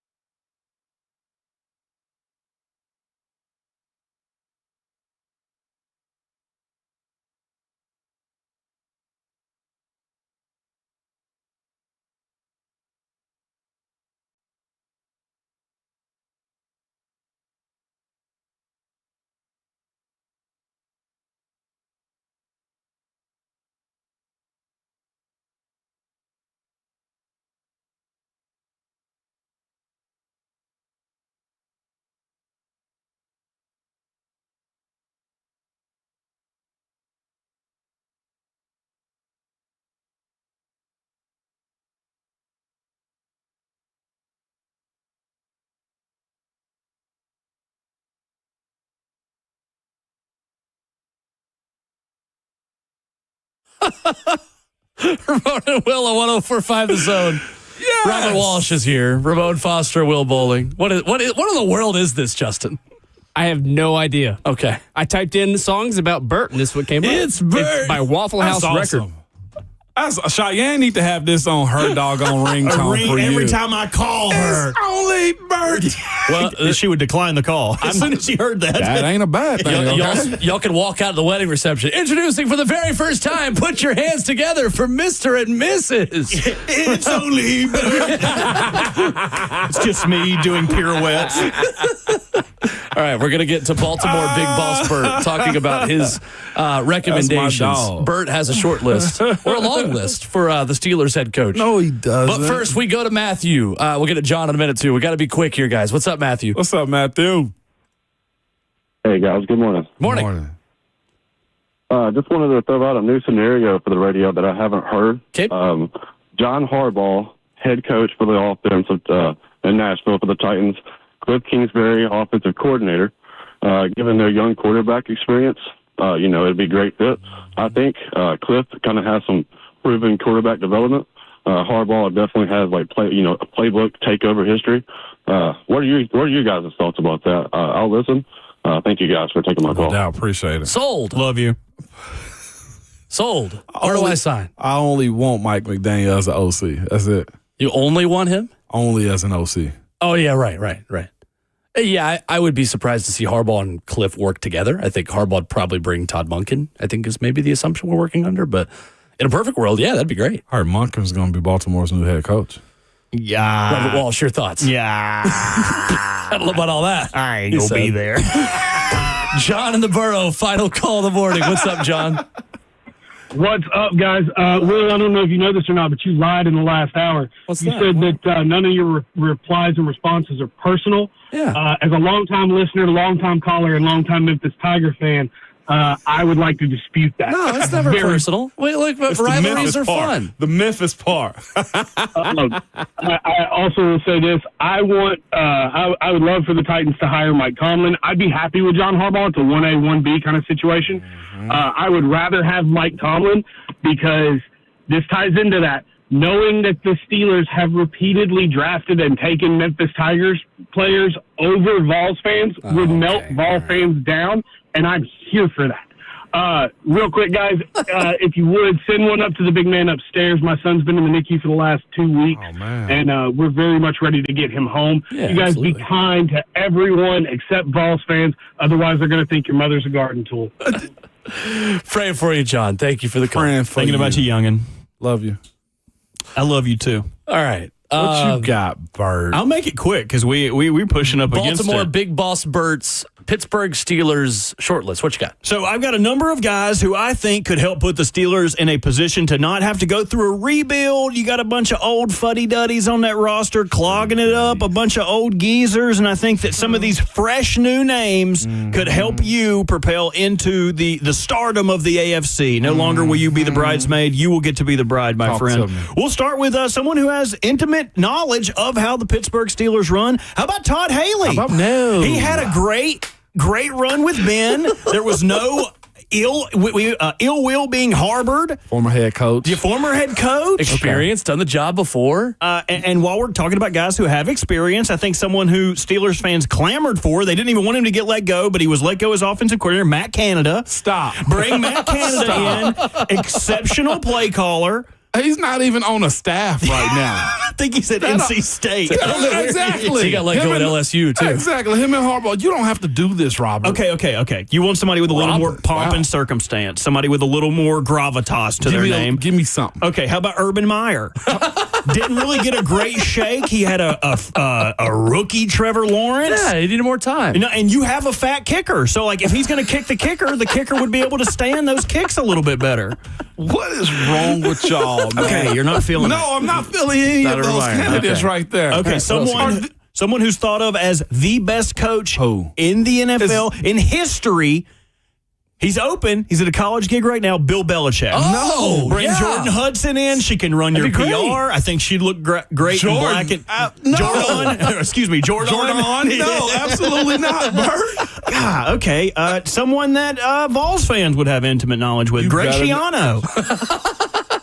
You would actually be able to Jeremy Pruitt. You would be able to have Schiano Sunday every single Sunday. Absolutely not. Bird. Tomlin was great on Mondays. He would be great on Sundays. We did have somebody call in or text earlier and say that they would Schiano the Titans if they tried to hire Matt Nagy, which feels a bit extreme. Okay. He used to be better than this. Okay. I'll give you a real one.